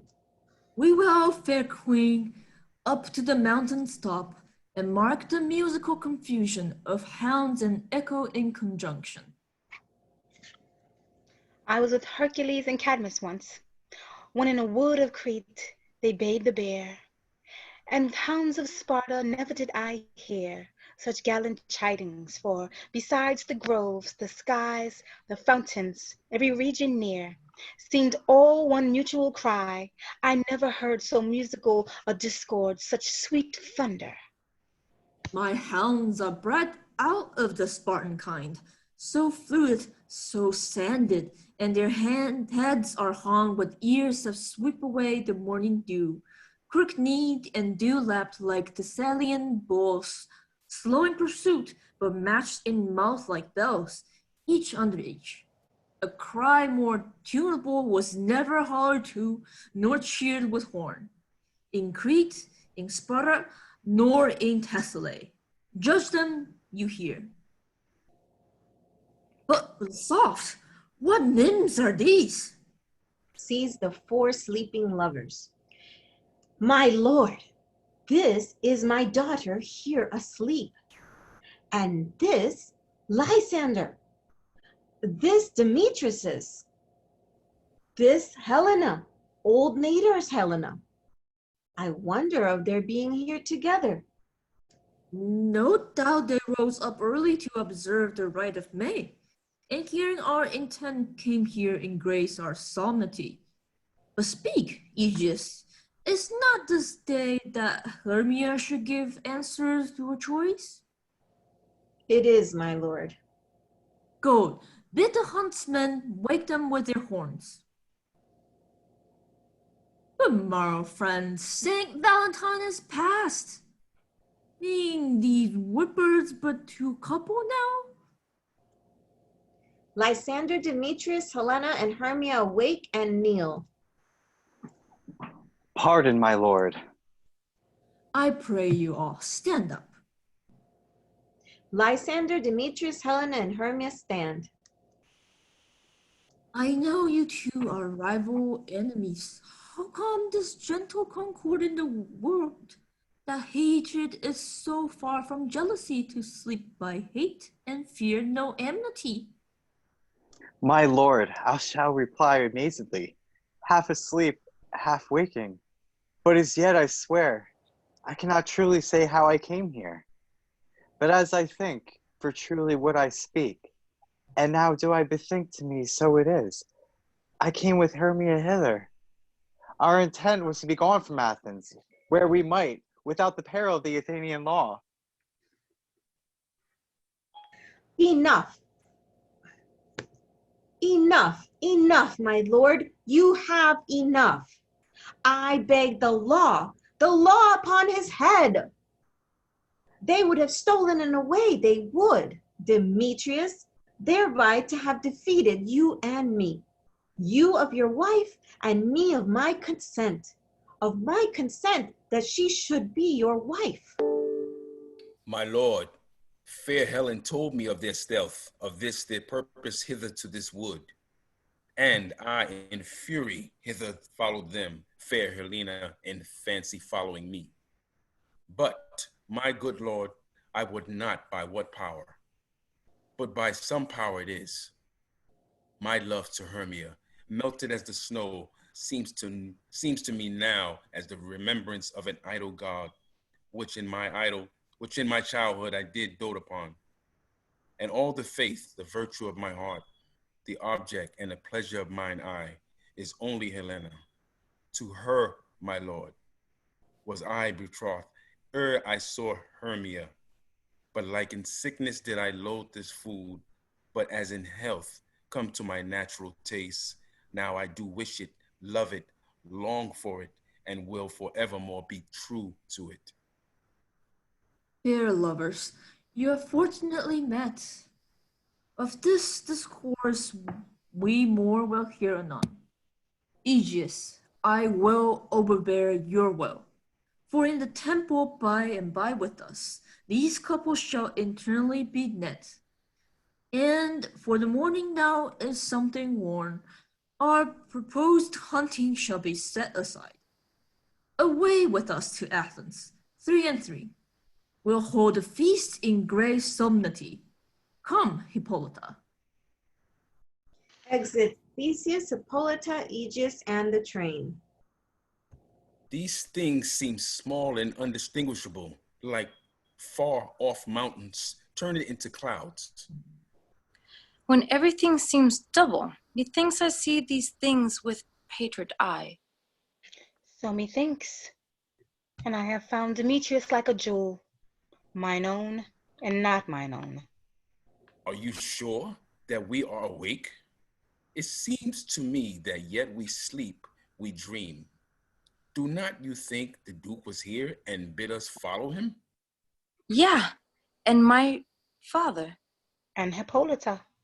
And he did bid us to follow to the temple. Why then we are awake. Let's follow him, and by the way, let us recount our dreams. Exeunt Lysander, Demetrius, Helena, and Hermia. Bottom, waking.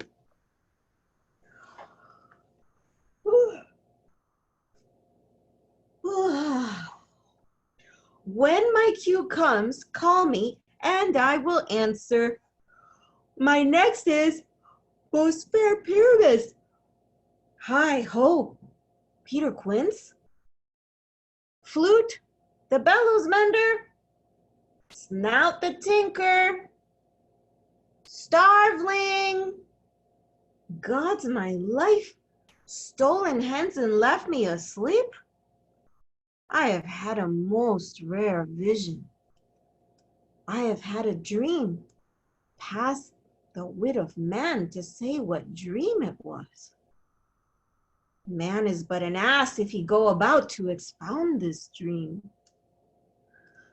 Methought I was, there is no man can tell what.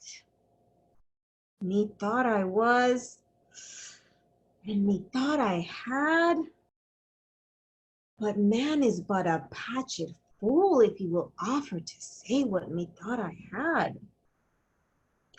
The eye of man hath not heard, the ear of man hath not seen, man's hand is not able to taste, his tongue to conceive, nor his heart to report what my dream was. I will get Peter Quince to write a ballad of this dream. It shall be called Bottom's Dream, because it hath no bottom. And I will sing it in the latter end of a play before the Duke. Peradventure, to make it the more gracious, I shall sing it at her death.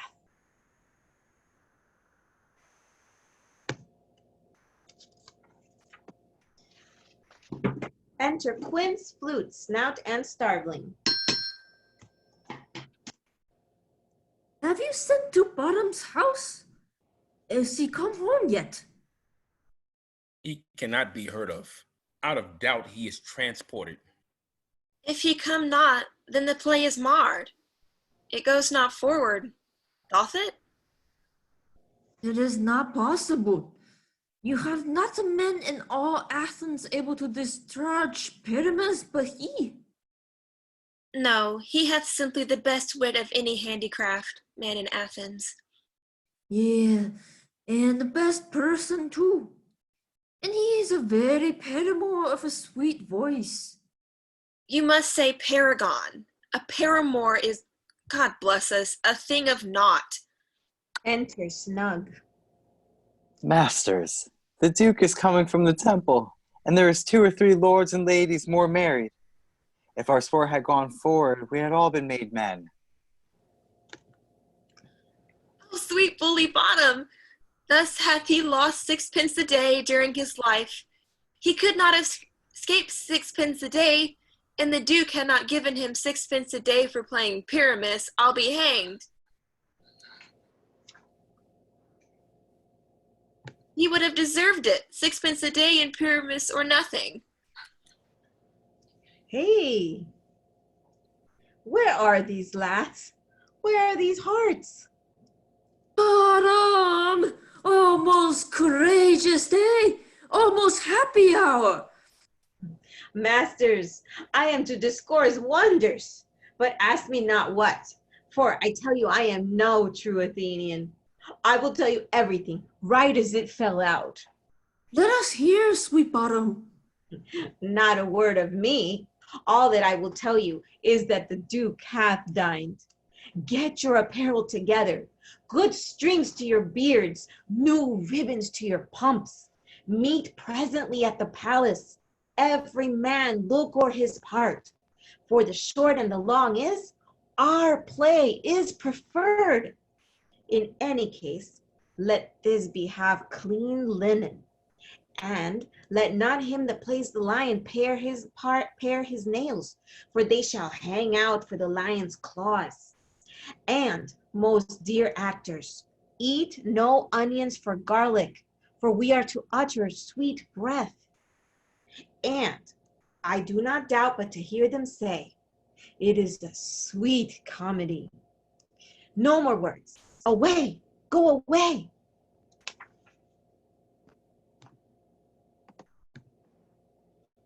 Enter Theseus, Hippolyta, and Philostrate with other attendant lords. 'Tis strange, my Theseus, that these lovers speak of. More strange than true. I never may believe these antique fables nor these fairy toys. Lovers and madmen have such seething brains, such shaping fantasies that apprehend more than cool reason ever comprehends. The lunatic, the lover, and the poet are of imagination all compact. One sees more devils than vast hell can hold. That is the madman. The lover, all as frantic, sees Helen's beauty in the brow of Egypt. The poet's eye, in fine frenzy rolling, thus glance from heaven to earth, from earth to heaven. And as imagination bodies forth the form of things unknown, the poet's pen turns them to shapes and gives to airy nothing a local habitation in the name. Such tricks has strong imagination, that if it would not but apprehend some joy, it comprehend some bringer of the joy. Or in the night, imagining some fear, how easy is a bush supposed a bear. But all the story of the night told over, and all their minds transfigured so together, more witnesseth than fancy's images, and grows to something of great constancy, but howsoever strange and admirable. Here comes the lovers, full of joy and mirth. Joy, gentle friend, joy and fresh days of love accompany your hearts. More than to us, wait in your royal walks, your board, your bed. Come now, what masks, what dances shall we have to wear away this long age of 3 hours between our after supper and bedtime? Where is our usual manager of mirth? What revels are in hand? Is there no play to ease the anguish of torturing hour? Call Philostrate. Here, mighty Theseus. Say, what abridgment have you for this evening? What mask? What music? How shall we beguile this lazy time, if not with some delight? Here you go. There is a brief. How many sports are ripe? Make choice of which your highness will see first. The battle with centaurs, to be sung by an Athenian eunuch to the harp. Well, none of that. That have I told my love, in glory of my kinsman Hercules. The riot of the tipsy bacchanals, carrying the Thracian singer in their age. This is an old device. It was played when I from Thebes came last a conqueror. The thrice three muses mourning of the death of learning lay deceased in beggary. This is some satire, keen and critical, not sorting with the nuptial ceremony. A tedious brief scene of young Pyramus and his love Thisbe, very tragical mirth. Merry and tragical? Tedious and brief? That is hot ice and wondrous strange snow. How shall we find the concord of this discord? A play there is, my lord, some 10 words long, which is as brief as I have known a play. But by 10 words, my lord, it is too long, which makes it tedious. For in all the play there is not one word apt, and one player fitted. And tragical, my noble lord, it is. For Pyramus therein doth kill himself, which, when I saw rehearsed, I must confess, made mine eyes water, but more merry tears than passion of loud laughter never shed. What are they that do play it?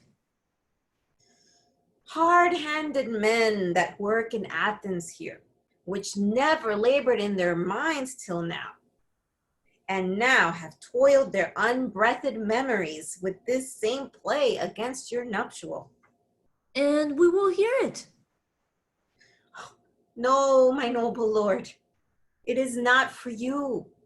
I have heard it over, and it is nothing in this world, unless you can find sport in their intents, extremely stretched and conned with cruel pain to do you service. I will hear that play, for never anything can be amiss when simpleness and duty tenders it. Go, bring them in, and take your places, ladies. I love not to see wretchedness overcharged and duty in his service perishing. Why, gentle sweet, you shall see no such thing. He says they can do nothing in this kind. The kinder we to give them thanks for nothing. Our sport shall be to take what they mistake. And what poor duty cannot do, noble respect takes it in might, not merit. Where I have come, great clerks have proposed to greet me with premeditated welcomes. Where I have seen them shiver and look pale, make periods in the midst of sentences, throttle their practiced accent in their fears, and in conclusion dumbly have broke off, not pay me a welcome. Trust me, sweet, out of this silence yet I picked a welcome, and in the modesty of fearful duty I read as much as from the rattling tongue of saucy and audacious eloquence. Love, therefore, and a tongue-tied simplicity in least speak most to my capacity. So please your grace, the prologue is addressed. Let him approach. Enter Quince as the prologue. If we offend, it is with our good will, that you should think we come not to offend, but with good will, to show our simple skill. That is the true beginning of our end. Consider then we come but in despite. We do not come as minding to contest you.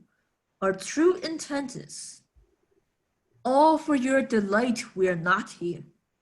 That you should here repent you the actors are at hand, and by their show you shall know all that you are like to know. This fellow does not stand upon point.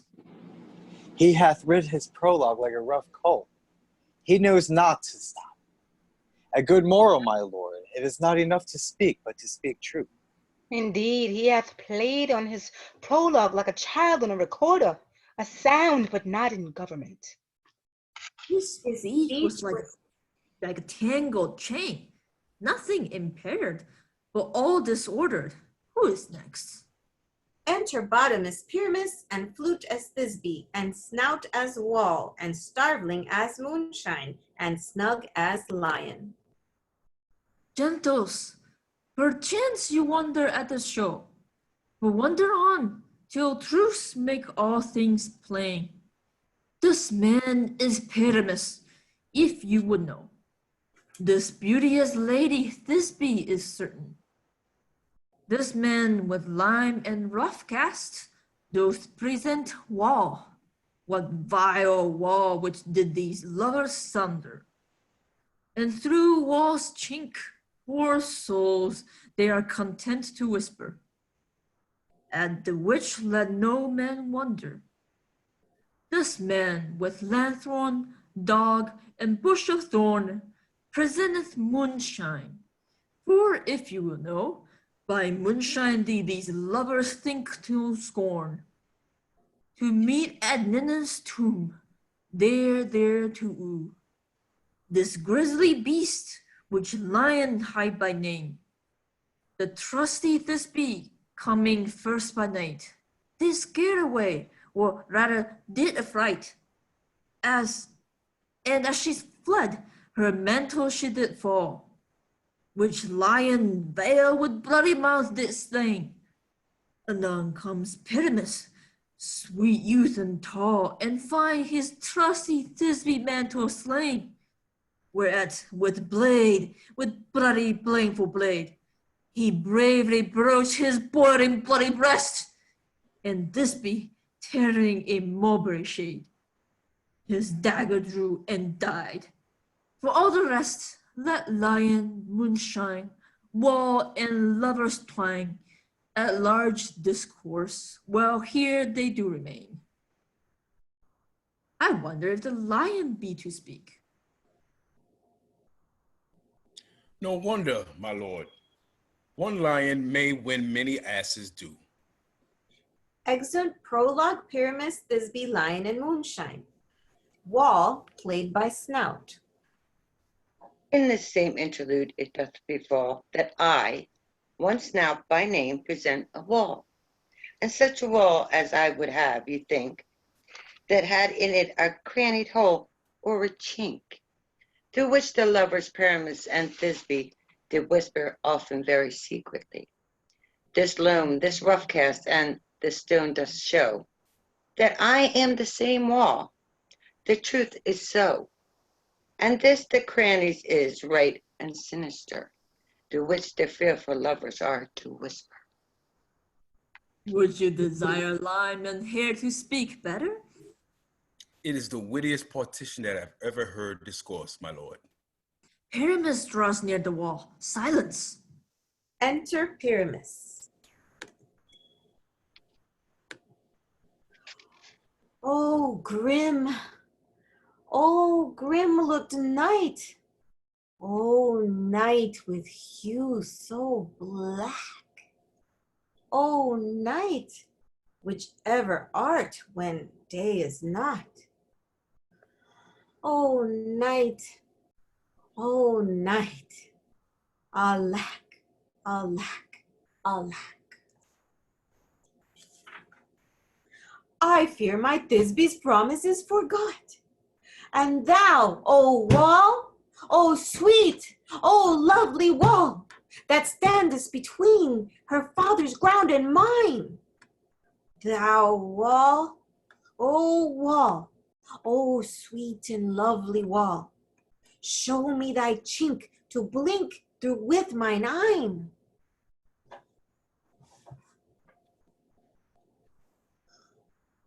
Thanks, courteous wall. Jove shield thee well for this. What see I? Oh, no Thisbe do I see. Oh, wicked wall, through whom I see no bliss. Cursed be thy stones for thus deceiving me. The wall, methinks, being sensible, should curse again. No, in truth, sir, he should not. deceiving me is Thisbe's cue. She is to enter now, and I am to spy her through the wall. You shall see. It will fall pat as I told you. Yonder she comes. Enter Thisbe. O wall, full often hast thou heard my moans, for parting my fair Pyramus and me. My cherry lips have often kissed thy stones with lime and hair knit up in thee. I see a voice. Now will I to the chink, to spy, and I can hear my Thisbe's face. Thisbe? My love, thou art my love, I think. Think what thou wilt. I am thy lover's grace, and like Limander am I trusty still. And I like Helen till the fates me kill. Not Shaphalus to Procris was so true. As Shaphalus to Procris, I to you. Oh, kiss me through the hole of this vile wall. I kiss the wall's hole, not your lips at all. Wilt thou at Ninny's tomb meet me straight away? Tide life, tide death, I come without delay.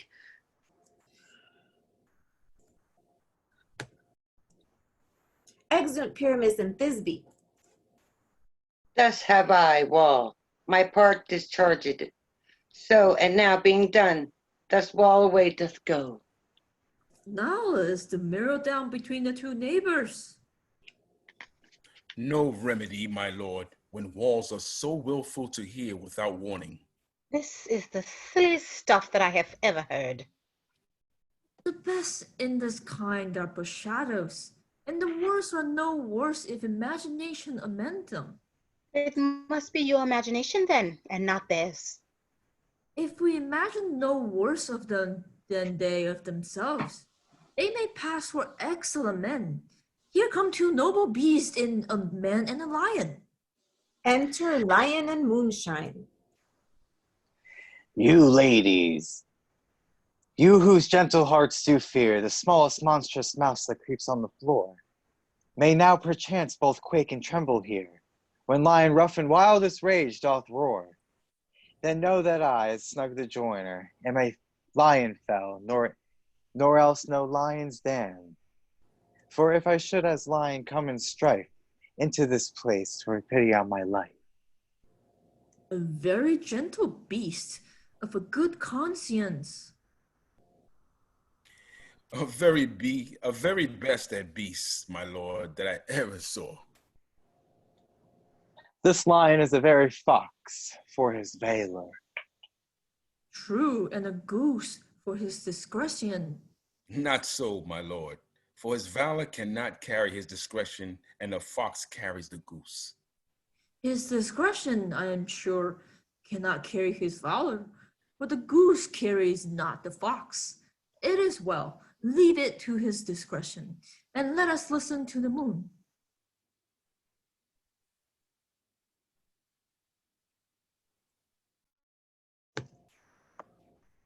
This lanthorn doth the horned moon present. He should have worn the horns on his head. He is no crescent, and his horns are visible within the circumference. This lanthorn doth the horned moon present. Myself the man in the moon do seem to be. This is the greatest error of all the rest. The man should be put into the lanthorn. How is it else the man in the moon? He dares not come there for the candle, for you see, it is already in snuff.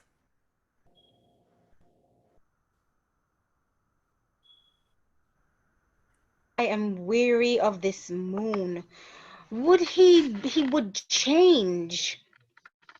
It appears by his small light of discretion that he is in the wane, but yet in courtesy, in all reason, we must stay the time. Proceed, moon.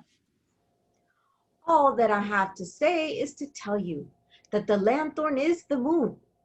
I, the man in the moon. This thorn bush, my thorn bush, and this dog, my dog. Why, all these should be in the lantern, for all these are in the moon. But silence! Here comes Thisbe. Enter This Thisbe. is old Ninny's tomb. Where is my love? Oi! Well, roared Lion. Well run, Thisbe. Well shown, moon. Truly, the moon shines with a good grace. Well moused, Lion. And then came Pyramus. And so the lion vanished. Sweet moon, I thank thee for thy sunny beams. I thank thee, moon, for shining now so bright. For by thy gracious, golden, glittering gleams, I trust to take of truest Thisbe sight. But stay, O spite. But mark, poor night, what dreadful dole is here? Eyes, do you see? How can it be? Oh, dainty duck, oh dear, thy mantle good? What? Stained with blood? Approach, ye furies fell.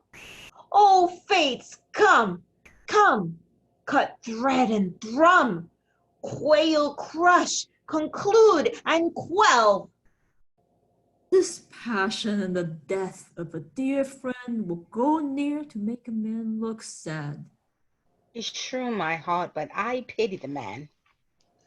Oh, wherefore, nature, didst thou lions frame?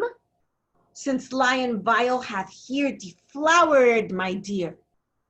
Which is, no, no, which was the fairest dame that lived, that loved, that liked, that looked with cheer.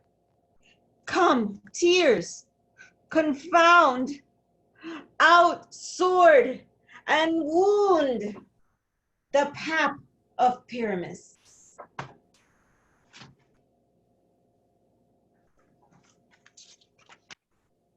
I, that left pap, where heart doth hop.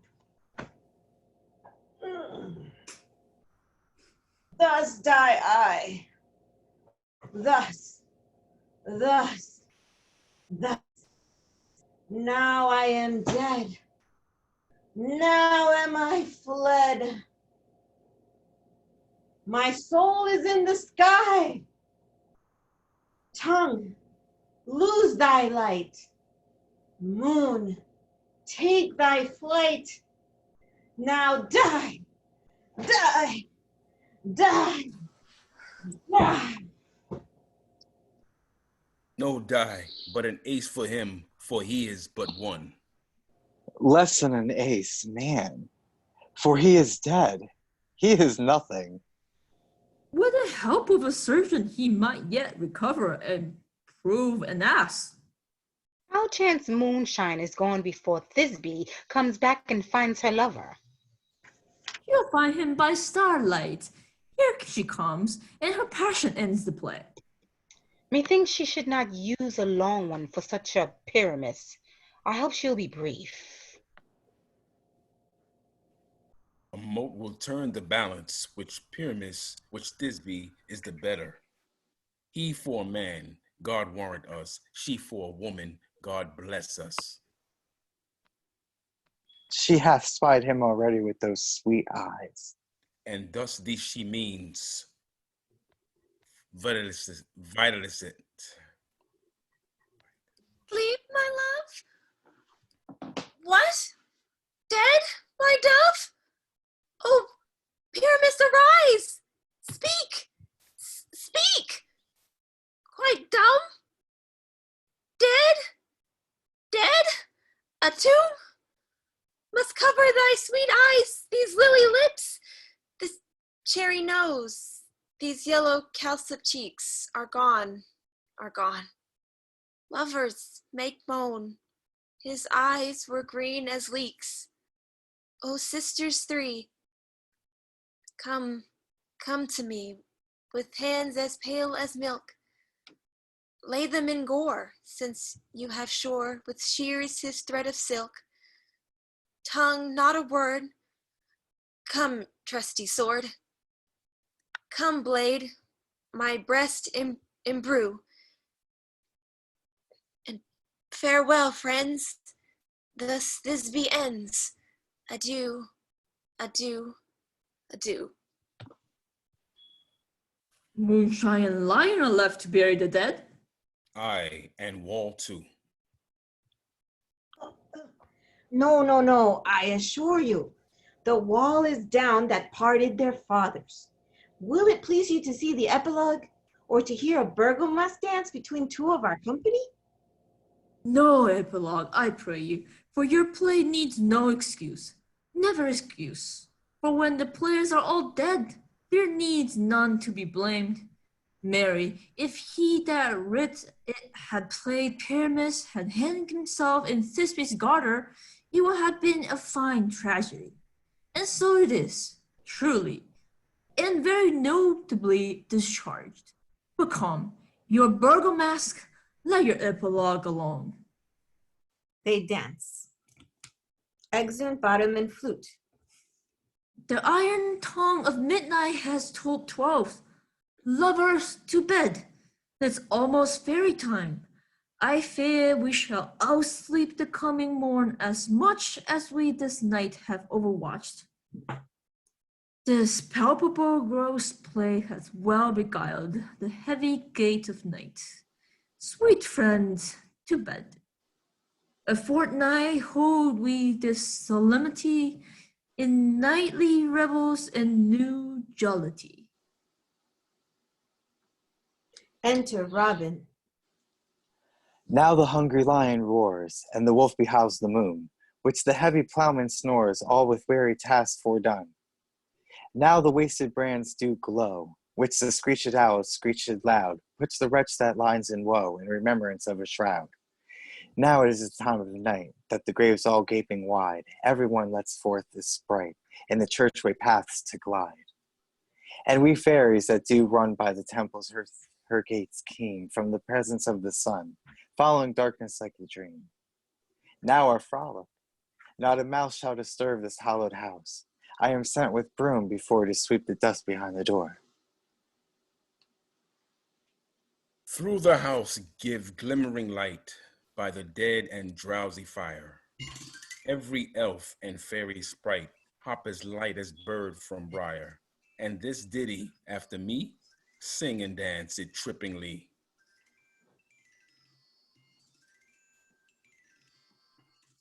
Oh. First rehearse your song by rote, to each word a warbling note. Hand in hand with fairy grace, we will sing and bless this place. Okay. Oberon, Titania, and the fairies sing and dance. Oberon sings. Now until the break of day, through this house each fairy stray, to the best bride bed will we, which by us shall blessed be, and the issue there create, ever shall be fortunate. So shall all the couples three, ever true in loving be, and the blots of nature's hand shall not in their issue stand. Every stake take his gate, and each several chamber bless. Through this palace with sweet peace, and this owner of it bless. Ever shall it safely rest. Trip away, make no stay. Meet me all break of day. If we shadows have offended, think but this, and all is mended, that you have but slumbered here while those visions did appear. And this weak and idle theme, no more yielding but a dream. Gentles, do not reprehend. If you pardon, we will mend. And as I am an honest puck, and if we haven't under luck, now to escape the serpent's tongue, we will amends our near long. Else the puck a liar call, so good night unto you all. Give me your hands if we be friends, and Robin shall restore amends.